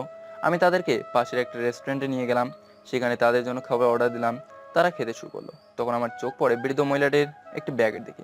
ব্যাগটা মহিলা মাটিতে একেবারে অবস্থায়, তার মধ্যে যেন একটা ছবি পরিষ্কারভাবে বেরিয়ে এলো আমার চোখের সামনে। ছবিটা যেন আমার বেশ চেনা চেনা লাগছে। আর মনে হতে লাগলো এমন ছবি আমি কোথায় যেন দেখছি, কিন্তু কোথায় যেন দেখছি সেটাই মনে পড়ছে না। আমি বৃদ্ধ মহিলাটিকে জিজ্ঞেস করলাম, আচ্ছা, আপনার এই ব্যাগের এই ছবিটা কার? ও, এইটা হইল আমার বড় মাইয়ার ছবি। আপনার বড় মেয়ের ছবি? কিন্তু সে কোথায়? তারপর বৃদ্ধ মহিলাটিকে মন খারাপ করে বলল, আমি তারেও তার আহ্বারে অনেক আগে হারাইয়া ফেলছি। এবার আমার সবকিছু যেন পরিষ্কার হতে শুরু করলো। তাহলে আমি যা ভাবছি তাকে ঠিক। আপনার বড় মেয়ের নাম কি আয়েশা? এবার বৃদ্ধ মহিলাটি বেশ খানিকটা অবাক হয়ে যায় আর আমাকে বলে, তুমি কি কইরা জানলা আমার মায়ার না? এবার আমি শতভাগ শিওর হয়ে গেলাম এরাই আয়েশার মা ও বোন। সেই প্রথম থেকেই আমার কেন জানি খটকা লাগছিল, কেননা এই মেয়েটির সাথে মানে আয়েশার বোনের সাথে আয়েশার চেহারার অনেকখানি মিল পাচ্ছি। আজ কত খুশি লাগছে তা বলে বোঝাতে পারবো না। জানি না আয়েশা ও তার বাবা কতটা খুশি হবে। আমার মনের আনন্দ যেন বাধা মানছে না। খুশিতে লাভ হাতে ইচ্ছে করছে, কিন্তু না, এটা পাবলিক প্লেস, এখানে সব করা যাবে না। আপনি কি চান আপনার বড় মেয়ে ও তার বাবার সাথে দেখা করতে? আমার কথাতে বয়স্ক মহিলাটি ভীষণ অবাক হয়ে যায়। তিনি ভাবতে থাকলেন, কে আমি আর কি করেই বা তাদের চিনি। আচ্ছা, তুমি কে বাবা? আমার স্বামী ও আমার বড় মাইয়ারে তুমি কিভাবে চেনো? সেসব অনেক বড় গল্প, সেটা না হয় আপনাকে অন্য একদিন বলবো। চলুন আমার সাথে। আমাদের কোথায় নিয়ে যাবা বাবা? আসুন আমার সাথে, তাহলেই দেখতে পারবেন কোথায় নিয়ে যাচ্ছি। তারপর বয়স্ক মহিলা ও তার মেয়েকে আমার বাসায় নিয়ে এলাম। আমার সাথে আয়েশা তার মাকে দেখে ভীষণ অবাক হয়ে যায়। সে কখনো ভাবেনি তার মাকে সে ফিরে পাবে। সে ঠিক চিনে ফেলেছে তার মাকে। সে দৌড়ে এসে তার মাকে জড়িয়ে ধরে আর কান্না করতে থাকে। আয়েশার মাও বুঝতে পারেন এটা তার হারিয়ে যাওয়া মেয়ে আয়েশা। তিনিও আয়েশাকে জড়িয়ে ধরে কেঁদে দিলেন। মা, ও মা, কোথায় ছিলে তুমি এতদিন? কেন তুমি আমাকে ফেলে হারিয়ে গিয়েছিলে? সবাই মিলে কত খোঁজাখুঁজি করেছি, তোমার কোথাও খোঁজ পাইনি। জানো, আমি কত কেঁদেছি তোমার জন্য। আমি সব সময় আমার সৃষ্টিকর্তার কাছে প্রার্থনা করেছি খুব দ্রুত যেন আমার মাকে আমাকে ফিরিয়ে দেয়। দেখো, আজকে তোমাকে ফিরে পেয়েছি। তুই আমার মেয়ে? তুই আমার আয়েশা? কত বড় হয়ে গেছিস, তোকে চিনতেই পারছি না আমি। কথাগুলো বলেই আয়েশার মা কেঁদে দিলেন। আয়েশা ও তার মাকে জড়িয়ে ধরে কেঁদে দিল। মা মেয়ের অসাধারণ একটা মুহূর্ত যেন হারিয়ে যাবার নয়। আয়েশা তার মাকে ছেড়ে দিয়ে মেয়েটির দিকে লক্ষ্য করে এবং তার সামনে গিয়ে বলে, মা, এটা কে? এটা হলো তোর ছোট বোন। তারপর আয়েশা গিয়ে মেয়েটিকে জড়িয়ে ধরে আর বলে, তুই আমার বোন? কোথায় ছিলি এতদিন? একবারও কি এই বোনটার কথা মনে পড়েনি তোর? মা, আমার বোনের নাম কি রেখেছো? লামিয়া। বাহ, বেশ সুন্দর নাম। সেই সময়ে আয়েশার আব্বু দোকান থেকে ফিরে আসে আর বলে, এই কারা এসেছে মা? তারপর আয়েশার মায়ের দিকে চোখ যেতেই যেন তিনি অবাক হয়ে যান। এত বছর খোঁজাখুঁজির পরও তার খোঁজ মেলেনি, কিন্তু আজকে যে সে তার নিজের চোখের সামনে, তিনি দেখে বিশ্বাস করতেই পারছেন না। আচ্ছা, এটা স্বপ্ন নয় তো? তারপর আয়েশা গিয়ে তার বাবার হাত ধরে তার মায়ের কাছে নিয়ে আসে। আয়েশার বাবা বুঝতে পারে এটা কোনো সম্পূর্ণ নয়। দুজন দুজনের দিকে ভালোবাসা আবেগ মাখার দৃষ্টিতে তাকিয়ে আছে। আমি তখন আয়েশা ও লামিয়াকে বললাম, তোমরা চলে এসো, তাদের একটু একা থাকতে দাও। তারপর লামিয়া আর আয়েশা চলে এলাম এবং আমিও সেখান থেকে চলে এলাম। ঘরে এসে লামিয়া এক দৃষ্টিতে আয়েশার দিকে তাকিয়ে আছে। তখন আয়েশা বলল, কি রে, কি দেখছিস এমন করে? তোমাকে। আমাকে? আমাকে এত দেখার কি আছে? তুমি সত্যি আমার আপু হও? হ্যাঁ রে পাগলি, আমি সত্যিই তোর আপু। তারপর লামিয়া তার বোনকে জড়িয়ে ধরে আর আয়েশা তার ছোট্ট বোনটিকে আদর করে ব্যস্ত। জানো আপু, আমার না খুব কষ্ট হতো যখন মা বলতো তোর বড় বোন আছে কিন্তু হারিয়ে গেছে। তখন আমার কষ্টটা কষ্ট হতো তা বলে বোঝাতে পারবো না। সবার দেখি বড় ভাই বোন আছে, কিন্তু আমার কেউ নেই। সবার বড় বোন ভাই তাদের কত আদর করত, আর আমার কেউ নেই যে আমাকে আদর করবে। আমার শুধু মা ছিল। এক দাদির কাছে বড় হয়েছিলাম আমি, কিন্তু তিনিও মারা যায়। তারপরে আমরা সবাই একা হয়ে যাই।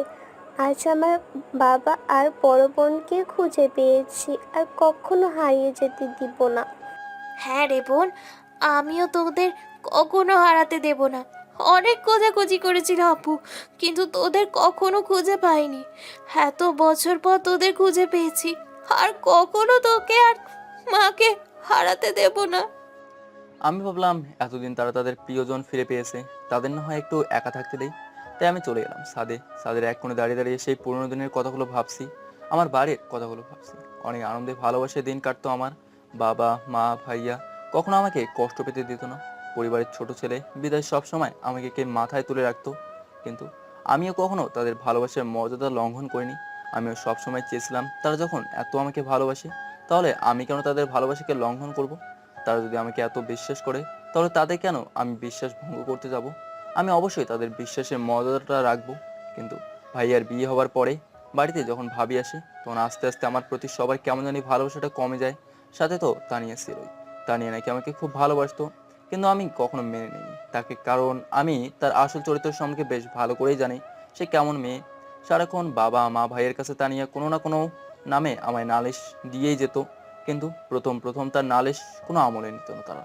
কিন্তু আস্তে আস্তে কেমন জানি তাদের পরিবর্তন হতে শুরু করলো। কিন্তু শেষ দিনের ঘটনাটা এখনো আমার অস্পষ্ট হয়ে চোখের সামনে ভাসে। কেন করলো তানিয়া আমার সাথে এমন? আর বাবা মা ভাইয়া তারও একবারও জানার চেষ্টা করলো না।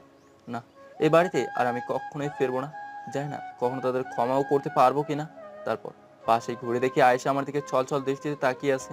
তার চোখ দুটো ভেজা। কিছু বুঝে ওঠার আগে আয়েশা দৌড়ে এসে আমাকে শক্ত করে জড়িয়ে ধরলো। আপনি আপনি এত ভালো কেন বলুন তো? আজকে আপনি আমার জীবনে সব কিছু ফিরিয়ে দিয়েছেন। তার জন্য আপনাকে কোটি কোটি ধন্যবাদ দিলেও হয়তো কম হয়ে যাবে। জানেন, আজকে আমি কতটা খুশি তা বলে বোঝাতে পারবো না। সব কিছু পেয়েছি শুধু আপনার জন্য। আমি তো সবসময় চেয়েছি আপনি খুশি থাকুন। আপনাকে মন মরা হয়ে থাকলে কেমন জানি লাগে, তা বুঝতে পেরেছি এই কয়দিনে। যাই হোক, আপনার মাকে আর বোনকে খুঁজে পেয়েছি, এটাই অনেক। আর আমিও কতটা খুশি তা বলে বোঝাতে পারবো না। তাই নাকি? আপনিও খুশি? তা খুশির কারণটা কি জানতে পারি? কারণ আপনি খুশি বলে আমার কথা শুনে আয়েশা ভীষণ লজ্জা পায়। তারপর সে ছাদ থেকে নেমে আসে। বেশ কিছুদিন পর আমি আয়েশা আর লামিয়ার সাথে কিছু কেনাকাটা করতে এসেছিলাম লামিয়ার জন্য। কিন্তু এখানে এসে কেমন জানি আমার একটা অস্বস্তি বোধ হচ্ছিল, আর বুকের ভেতর কেমন যেন করতেছিল। কিন্তু ঠিক সেই সময় আমার কেন জানি মনে হলো আমি তানিয়াকে দেখলাম। না না, তানিয়া এখানে কিভাবে আসবে? তবুও মন বলছে যেন আমি তানিয়াকে দেখলাম। সেদিনের মতো কিছু কেনাকাটা করে চলে আসলাম। ভালো লাগছিল না, তাই শুয়েছিলাম। কেন জানি মন বলছে সেটা তানিয়াই ছিল। তানি যদি এখানে আসে, তাহলে ফুপু বাবা মা এরা কি ঢাকাতে এসেছে নাকি? কিছুক্ষণ পর দেখলাম কে জানি আমার ঘরে প্রবেশ করছে। চোখ খুলে দেখি আয়েশা। আয়েশা আমার পাশে এসে বসলো, আমার মাথায় হাত বুলিয়ে দিতে লাগলো। আচ্ছা, আপনি মার্কেট থেকে তাড়াহুড়ো করে চলে আসলেন কেন? এমনি ভালো লাগছিল না।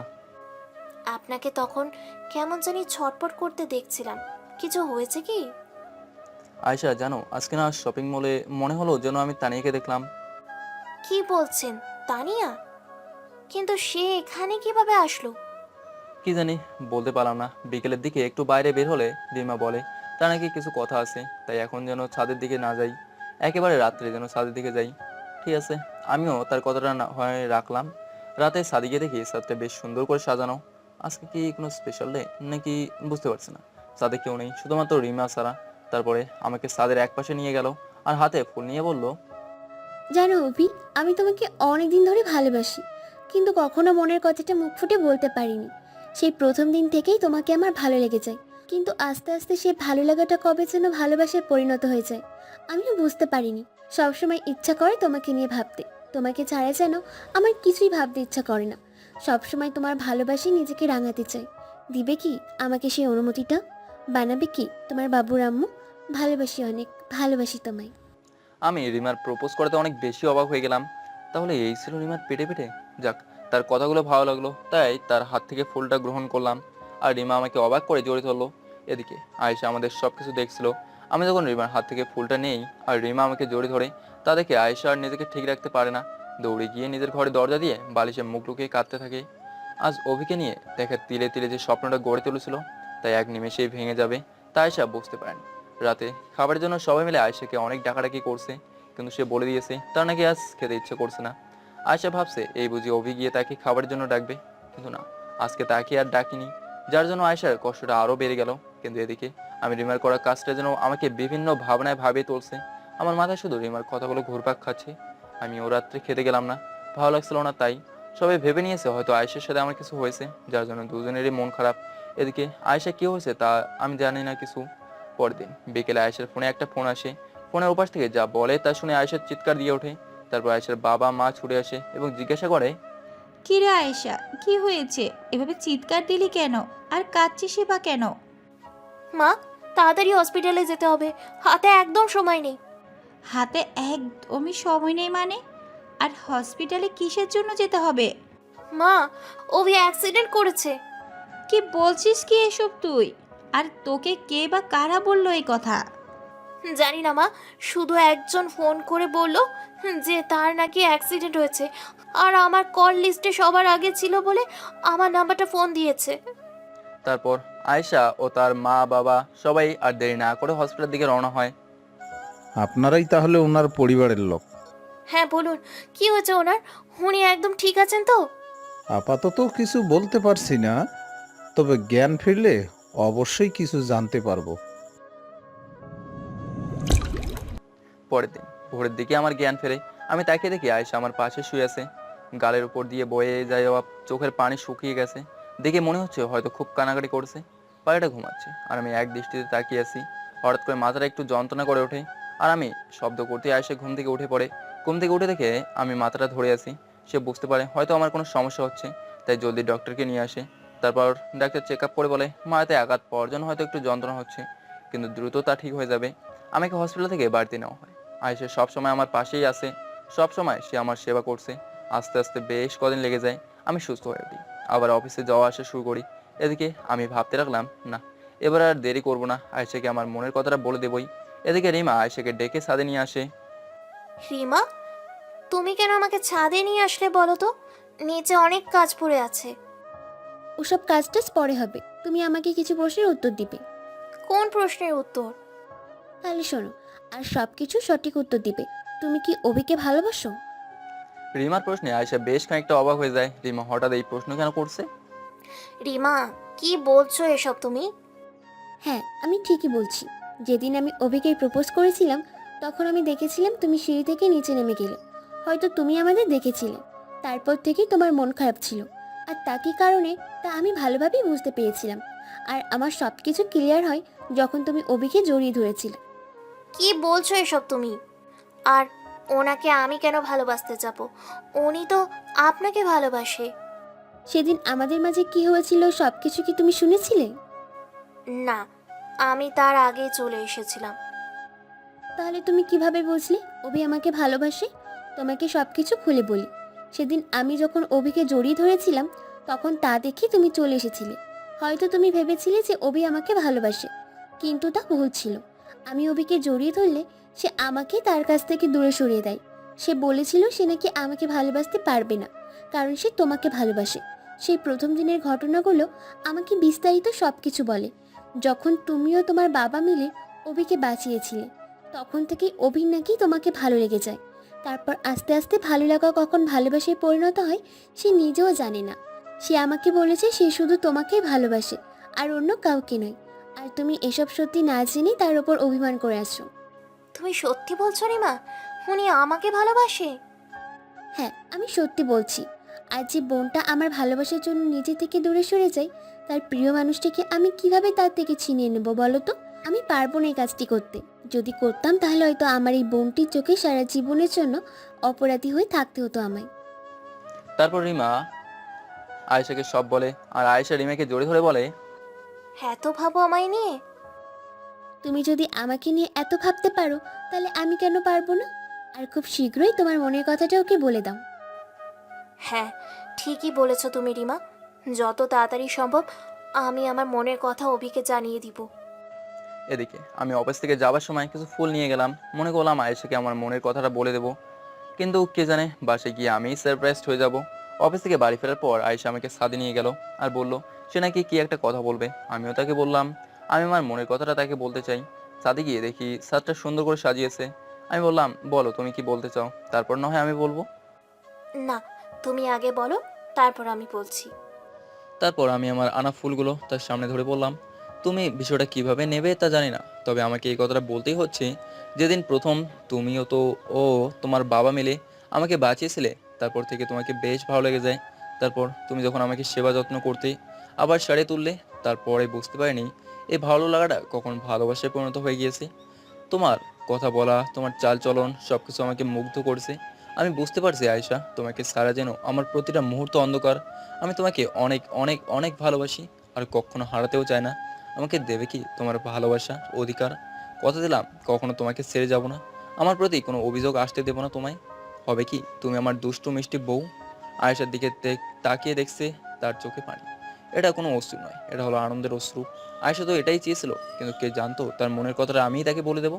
আয়েশা চোখের পানি মুছে একটা মিষ্টি হাসি দেয় আর বলে হ্যাঁ, থাকবো, থাকবো আমি তোমার সাথে সারা জীবন। অনেক ভালোবাসবো তোমায়। হ্যাঁ, আমি হব তোমার দুষ্টু মিষ্টি বউ। শুধু তুমি আমাকে ভালোবাসা দিয়ে আগলে রাখবে। দেখবে সারা জীবন আমি তোমাকে আমার ভালোবাসা দিয়ে আগলে রাখবো। আয়েশা কথাগুলো বলতেই আমরা দুজনেই তাকে দেখি পাশে থেকে রিমা ও লামিয়া হাতে তালি দিচ্ছে। আমরা ভাবছি ওরা এখানে কি করছে। লামিয়াকে উদ্দেশ্য করে আয়েশা বলে কি রে তুই, তুই এখানে কি করছিস? দেখতে এলাম অভি ভাইয়া আমার মিষ্টি আপুকে কিভাবে প্রপোজ করে, শিখে নিতে হবে না? আমার বরটা যদি আমাকে প্রপোজ করতে না পারে, তো আমি এভাবে আমার বরটাকে প্রপোজ করব। তাই শিখে রাখাটা খুবই জরুরি। তবে রে, দাঁড়া, তোকে দেখাচ্ছি মজা। না না আপু, লাগছে তো, ছাড়ো প্লিজ। লাগুক, আরো বেশি করে লাগুক। ছোট পিচ্চি হয়ে বড়দের মাঝে নাক গলানো। আচ্ছা আপু, সরি সরি সরি, এবারের মতো ছেড়ে দাও। তারপর লামিয়াকে ছেড়ে দিয়ে আয়েশা ও আমি তার বাবা মার কাছে গেলাম। তাদের আমরা জানালাম যে আমরা একে অপরকে খুব ভালোবাসি আর বিয়ে করতে চাই। তারা আর আপত্তি করলো না। তবে আমি বললাম এখন আমি বিয়ে করতে চাই না, আগে নিজেকে ভালোভাবে তৈরি করে তারপরে। কেননা আমার এখানে কোনো ঠিকানা নেই, অন্যের বাসায় ভাড়া থাকি। আয়েশাকে বিয়ে করে কোথায় তুলবো তাকে? তবে আয়েশা আমার সিদ্ধান্ত মেনে নিতে পারছে না। সে কিছুতেই অপেক্ষা করতে পারবে না। সে আমাকে খুব শীঘ্রই বিয়ে করতে চায়। তার মনের মধ্যে একটা অজানা ভয়ের সৃষ্টি হচ্ছে। আমার কথায় যদি এখন বিয়ে না করে আস্তে আস্তে তার থেকে অভিকে যদি কেউ কেড়ে নেয়। অনেক কষ্টে আয়েশাকে বোঝালাম। শুরু হলো আমার স্বপ্ন করার পালা। আস্তে আস্তে কেটে গেল 2টা বছর। নিজেকে সমাজের বুকে খুবই সামান্য হলেও প্রতিষ্ঠা করতে পেরেছি, নিজে কিছু একটা অর্জন করতে পেরেছি। তাই আয়েশা সিদ্ধান্ত নিয়েছে যে সে এবার আমাকে বিয়ে করতে চায়। তবে এবার আর না করলাম না, ঠিক আছে। আর মাত্র কয়েকটা দিন পর আমার আর আয়েশার বিয়ে। সন্ধ্যার দিকে ছাদে বসে এক কাপ কফি নিয়ে ব্যস্ত শহরটাকে দেখছি আর ভাবছি অনেক কয়েকটা বছর কেটে গেল, বাবা মার সাথে তো যোগাযোগ হয় না। আচ্ছা, তারা কি আমার কথা মনে রেখেছে নাকি আমাকে তাদের মন থেকে মুছে দিয়েছে? কিন্তু সেটা করতে যাবে কেন? তারা তো আমার বাবা মা। আবার পরক্ষণে মনে হলো আমাকে যেভাবে ফাঁসানো হয়েছে, হয়তো তাদের এমন দুশ্চরিত্র ছেলেকে মনে না রাখারই কথা। অবশেষে আমার আর আয়েশার বিয়েটা হয়ে যায় খুব ছোটোখাটোভাবে, সামান্য কয়েকজন অফিসের কলিগ ও কিছু প্রিয় মানুষদের নিয়ে। বিয়ের পর আয়েশার ভালোবাসার সকল দুঃখ কষ্ট যেন আস্তে আস্তে সব কিছু হারিয়ে গেল। আয়েশার ভালোবাসা, তার আদর মাখা কথাগুলো, সেই বাচ্চামি স্বভাব, সব কিছু অপরিবর্তিত, সেই আগের মতোই আছে আয়েশা। আর আমিও চাই সারা জীবন সে এমনই থাকুক। অফিস থেকে ফেরার সময় ভাবলাম আয়েশার জন্য অনেকদিন কিছু নিয়ে যাওয়া হয়নি, তাই আজকে তার জন্য কিছু নিয়ে যাই। তাই শপিং মলে ঢুকলাম। ঠিক সেই সময় কোথা থেকে একটা বাচ্চা ছেলে এসে সিঁড়ি থেকে পা পিছলে পড়ে যেতে থাকে। ঠিক সেই সময় আমি সেই ছেলেটির হাতটা ধরে ফেলি। কোনো মতে সে বেঁচে যায়। ঠিক সেই সময় একজন ভদ্রলোক এসে তাকে জড়িয়ে ধরে আর তাকে অজস্র আদর দিতে থাকে আর বলতে থাকে তোমার কিছু হয়নি তো? আমি বুঝতে পারলাম নিশ্চয়ই এটাই বাচ্চাটির বাবা। তখন তিনি আমাকে বললেন অসংখ্য ধন্যবাদ আপনাকে। কি বলে যে ধন্যবাদ দিব তা আমার জানা নেই। অনেক উপকার করলেন আপনি আমার। না না ঠিক আছে, এতে ধন্যবাদ দেওয়ার কোনো প্রয়োজন নেই। সাহায্য করতে পেরে আমি খুব খুশি। তবে তাকে এভাবে একলা ছেড়ে দেবেন না। বুঝতেই তো পারছেন বাচ্চা মানুষ কখন কি থেকে কি হয়ে যায়। জি অবশ্যই। তারপর ভদ্রলোকটির সাথে বেশ কিছুক্ষণ কথা হলো। বুঝতে পারলাম উনি বেশ মিশুক স্বভাব, সবার সাথেই সহজে মিশে যেতে পারে। নাম তামিম চৌধুরী। যাই হোক, সেদিন আয়েশার জন্য একটা নীল শাড়ি কিনে রওনা হলাম। তারপর বেশ কিছুদিন পর আবার সে ভদ্রলোকটি অর্থাৎ তামিমের সাথে দেখা। দেখলাম দাঁড়িয়ে আছে, হয়তো গাড়ি পায়নি, তাই ওনাকে তার বাড়িতে ড্রপ করে দিলাম। অনেক ধন্যবাদ আপনাকে। যদি কিছু না মনে করেন তাহলে প্লিজ আমার সাথে আমার বাড়িতে আসুন। অন্তত এক কাপ চা কফি খেয়ে যাবেন। না ভাই, এখন আমি আর যেতে পারবো না, অন্য একদিন না হয় যাবো। প্রথমবার আপনি আমার বাড়ির গেটে এলেন, আর কিভাবে আপনাকে আমি খালি মুখে ফিরিয়ে দিই? প্লিজ আসেন। তারপর তামিম ভাইয়ের কথায় না করতে পারলাম না, তার সাথে তার বাড়িতে গেলাম। বাড়িটা ছোট হলেও বেশ সুন্দর। তার বাবা মা, স্ত্রী ও ছেলেকে নিয়ে তার ছোট্ট পরিবার। তার বাবা মার সাথে কথা হলো, তারাও বেশ ভালো মনের মানুষ। এই যে দেখছেন, অনেকক্ষণ হয়ে গেল আর আপনাকে কিছুই দেওয়া হয়নি। দুঃখিত। দাঁড়ান, আমি তানিয়াকে বলছি কিছু নিয়ে আসতে। তানিয়া নামটি শুনলেই কেমন জানি সেই দুশ্চরিত্রা মেয়েটির কথা আমার মনে পড়ে গেল। কিন্তু পরক্ষণে যে সেই মেয়েটিকে দেখবো সেটা আমি কখনো আশা করিনি। আর তানিয়াও যে আমাকে দেখবে তাও সেও আশা করেনি। তার মুখের হাসিটা কেমন জানি মলিন হয়ে গেল। সে ভাবছে, তামিমের সাথে অভির কিভাবে পরিচয় হলো? তারা কি একে অপরকে আগে থেকে চেনে? তারপর তানিয়া তামিমের কথায় ভাবনার জগৎ থেকে ফিরে আসে। আমারও এখানে থাকতে ইচ্ছা করছে না, তাই আমি তামিমকে বললাম যে আমার একটা গুরুত্বপূর্ণ কাজ আছে, আমার এখনই চলে যেতে হবে। তাকে বুঝিয়ে সুঝিয়ে চলে এলাম। এদিকে তানিয়া ভাবছে হয়তো তার জন্যই অভি এভাবে না খেয়ে চলে গেল, হয়তো সে তাকে ক্ষমা করেনি। আমি সেই বাড়ি থেকে বের হয়ে আমার বাড়ির দিকে রওনা হলাম। তানিয়া এই বাড়িতে কি করছে? তাহলে কি তামিম ভাইয়ের স্ত্রী তানিয়া? আমি চাইনি তার সামনে যেতে। আমি কখনোই চাইনি সেই দুশ্চরিত্র মেয়েকে দেখতে, যে নিজের সম্মানের কথা না ভেবে আমাকে মিথ্যা অপবাদ দিয়ে বাড়ি থেকে বের করে দিয়েছে। বাড়ি ফিরে আয়েশা আমাকে বলল, কি হলো? তোমাকে আজকে এত অস্থির দেখাচ্ছে কেন? সব কিছু তোমাকে বলছি, আগে আমার জন্য একটু পানি নিয়ে আসো। তারপর আয়েশা পানি এলে তা আমি এক নিঃশ্বাসে খেয়ে নিলাম। তারপর আমি আয়েশাকে বললাম, জানো আমি না আজকে তানিয়াকে দেখেছি। কি বলছো কি তুমি? কোথায় দেখেছো তাকে? তোমাকে বলেছিলাম না, শপিং মলে একটা ভদ্রলোকের সাথে আমার পরিচয় হয়। তো আসার সময় তিনি কোনো গাড়ি পাচ্ছিল না, তাই ওনাকে ওনার বাড়িতে ড্রপ করতে যাই। তার অনেক অনুরোধে তার বাড়িতে প্রবেশ করি, কিন্তু বাড়িতে প্রবেশ করে দেখি সেই ভদ্রলোকটি অর্থাৎ তামিম ভাইয়ের স্ত্রী হলো তানিয়া। সে নিশ্চয়ই তোমাকে চিনতে পেরেছিল। তার সাথে কথা হয়েছিল তোমার? না, তার সাথে আর কোনো কথা হয়নি। এদিকে তানিয়া ভাবতে থাকে, আমার জন্যই অভি এভাবে চলে গেল। তার চোখে আমি আমার প্রতি ঘৃণা দেখেছি। সে হয়তো এখনো আমাকে ক্ষমা করতে পারেনি, কিন্তু সেদিন যদিও এই কাজটা না করতাম তাহলে যে আমার আর আমার পরিবারের অনেক বড় ক্ষতি হয়ে যেত। আমাকে ক্ষমা করে দিস। আম্মু, তুমি কাঁদছো কেন? তোমার কি হয়েছে? তোমার কি মন খারাপ? তানিয়া তাকিয়ে দেখে তার ছোট্ট ছেলে রামিম তার পাশে মন খারাপ করে তার দিকে তাকিয়ে আছে। সে মুখটা অন্যদিকে ঘুরিয়ে চোখের পানিগুলো মুছে তার ছেলেকে বলে, না আব্বু, আমার কিচ্ছু হয়নি। এই যে দেখো, আমি হাসছি। আচ্ছা তানিয়া, তুমি কি অভি ভাইয়াকে আগে থেকে চেনো? আমি তামিমকে কি উত্তর দিব তা ভেবে পাচ্ছি না। কি করে বলবো অভি আমার মামাতো ভাই? আজ আমার কারণেই অভি তার বাড়ি থেকে বিতাড়িত। আজ আমার জন্যই অভি এত অত্যাচার সহ্য করছে। আর দেরি নয়, যা হয়ে যাক, আমি এবার সবার সামনে সত্যি কথাটা বলবোই। আর কাউকে ভয় পাবো না। যার জন্য আমি অভিকে মিথ্যা অপবাদ দিয়ে ফাঁসিয়েছিলাম সে তো আর বেঁচে নেই, তাহলে কাকে ভয় পাবো? হ্যাঁ, আমি অভিকে চিনি। আচ্ছা, তুমি আমাকে অভির ঠিকানাটা দিতে পারবে? হ্যাঁ, তা অবশ্যই পারবো। কিন্তু কেন? আমি অনেক বড় পাপ করেছি, যার প্রায়শ্চিত্ত করতে চাই। আমাকে নিয়ে চলো প্লিজ অভির বাড়ি। তারপর তানিয়া আর তামিম মিলে আমার বাড়ির দিকে রওনা দেয়। তানিয়া বাড়ির কলিং বেল বাজাতেই আয়েশা দরজা খুলে দেয়। তখন আয়েশা বলে, কে আপনারা? কি চাই? যেহেতু আয়েশা তানিয়া ও তামিম কাউকেই চিনি না। অভি আছে? আমি অভির সাথে দেখা করতে চাই, তার কাছে ক্ষমা চাইতে চাই। এবার আয়েশা চিনতে পারে হয়তো এটাই তানিয়া। ও, আপনিই তাহলে সেই তানিয়া যে আমার স্বামীকে মিথ্যে অপবাদ দিয়ে বাড়ি থেকে বের করে দিয়েছিলেন? স্বামী মানে? অভিকে নিজের স্বামী বলে দাবি করছেন কেন? হ্যাঁ, করেছি, কারণ সে আমার স্বামী। তার সাথে আমার বিয়ে হয়েছে। আর আপনারা এখান থেকে চলে যান প্লিজ।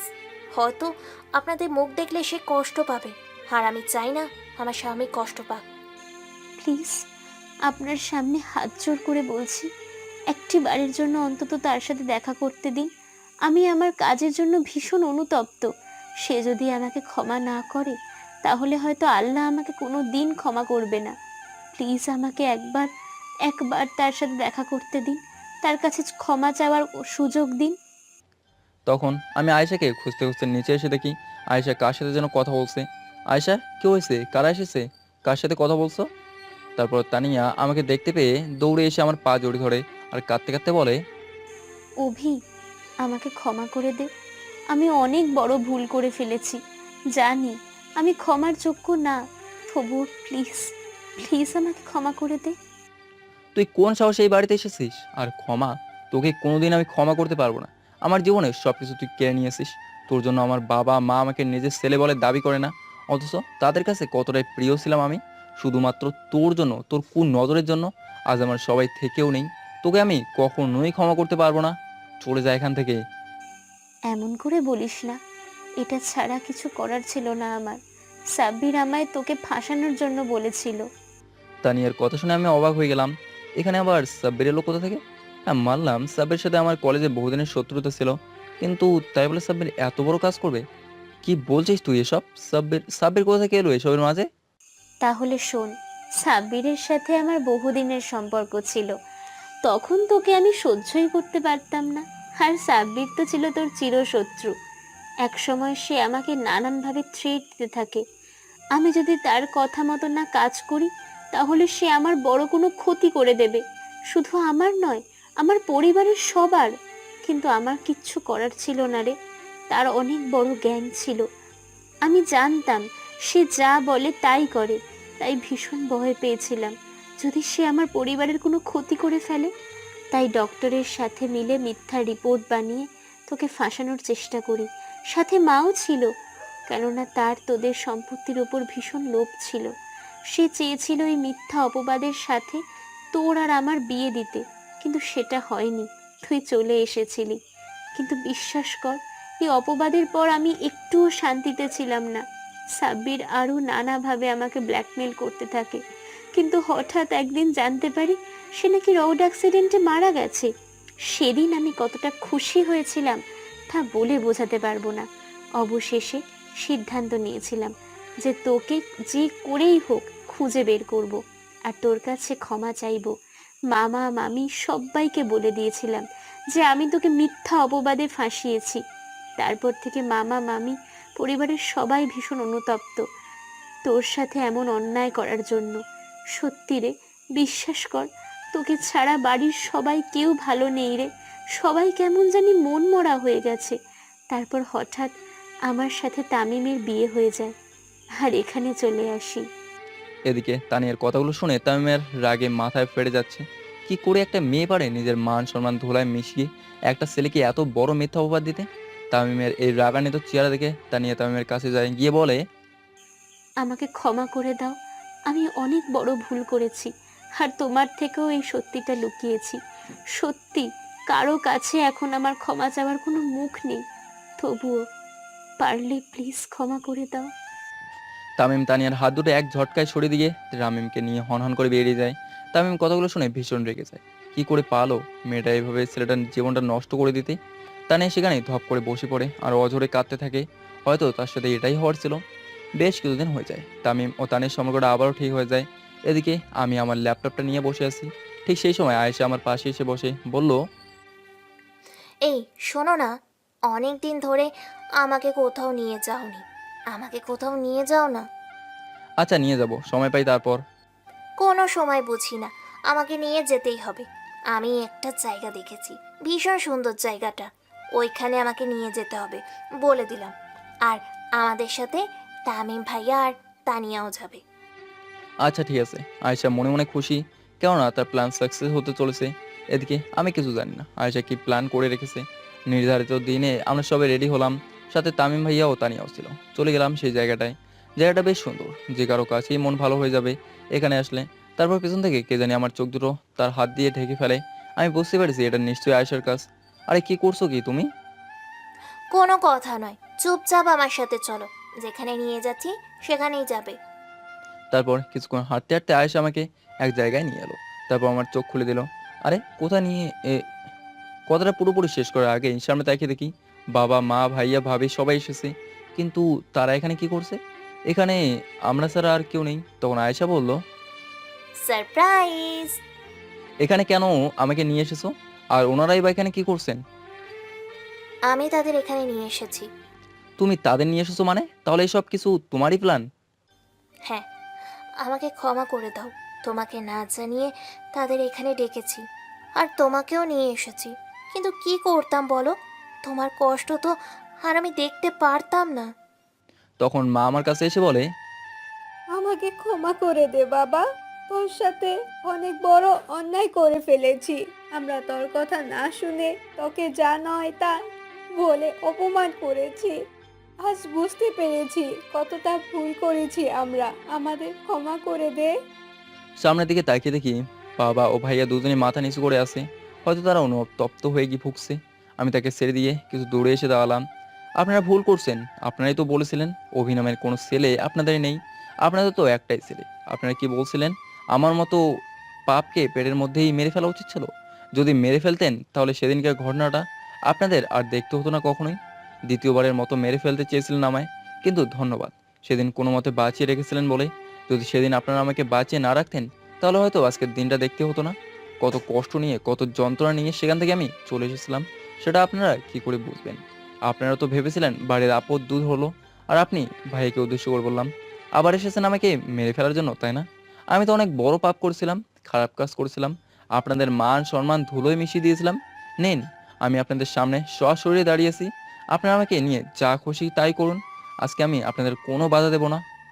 আমাকে ক্ষমা করে দে ভাই, আমি নিজের ভুল বুঝতে পেরেছি। সরি ভাই কাকে বলেন? দেখুন, আপনার হয়তো কোথাও ভুল হচ্ছে। আপনার তো কোনো ভাই নেই, তাই না? তাহলে ভাই আসলো কোথা থেকে?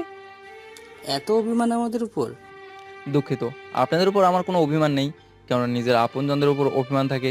কিন্তু আপনারা তো আমাকে নিজের আপনজন বলেই মানেন না, তাহলে আপনাদের প্রতি আমার কেন অভিমান জন্মাবে? আর ভাবি, আপনি কি বলেছিলেন এমন ভাই যদি আপনার থাকতো তাহলে তাকে গলার টিপে মেরে ফেলতেন, তাই না? অভি, আমি চুপ, একটাও কথা বলবেন না আপনারা। আজকে শুধু আমি বলবো, আপনারা শুনবেন। যদি সেদিন আমার কথাগুলো অন্তত একটু শোনার চেষ্টা করতেন কিংবা বোঝার চেষ্টা করতেন তাহলে হয়তো ভুল বুঝতেন না। আর আয়েশা, তোমাকে আর কি বলবো, তুমি আমাকে এখানে না আনলেও পারতে। যাই হোক, আমি তোমার জন্য অপেক্ষা করছি, তুমি শীঘ্রই চলে এসো। তারপর আমি সেখান থেকে চলে এলাম, গাড়িতে বসে অপেক্ষা করতে লাগলাম আয়েশার জন্য।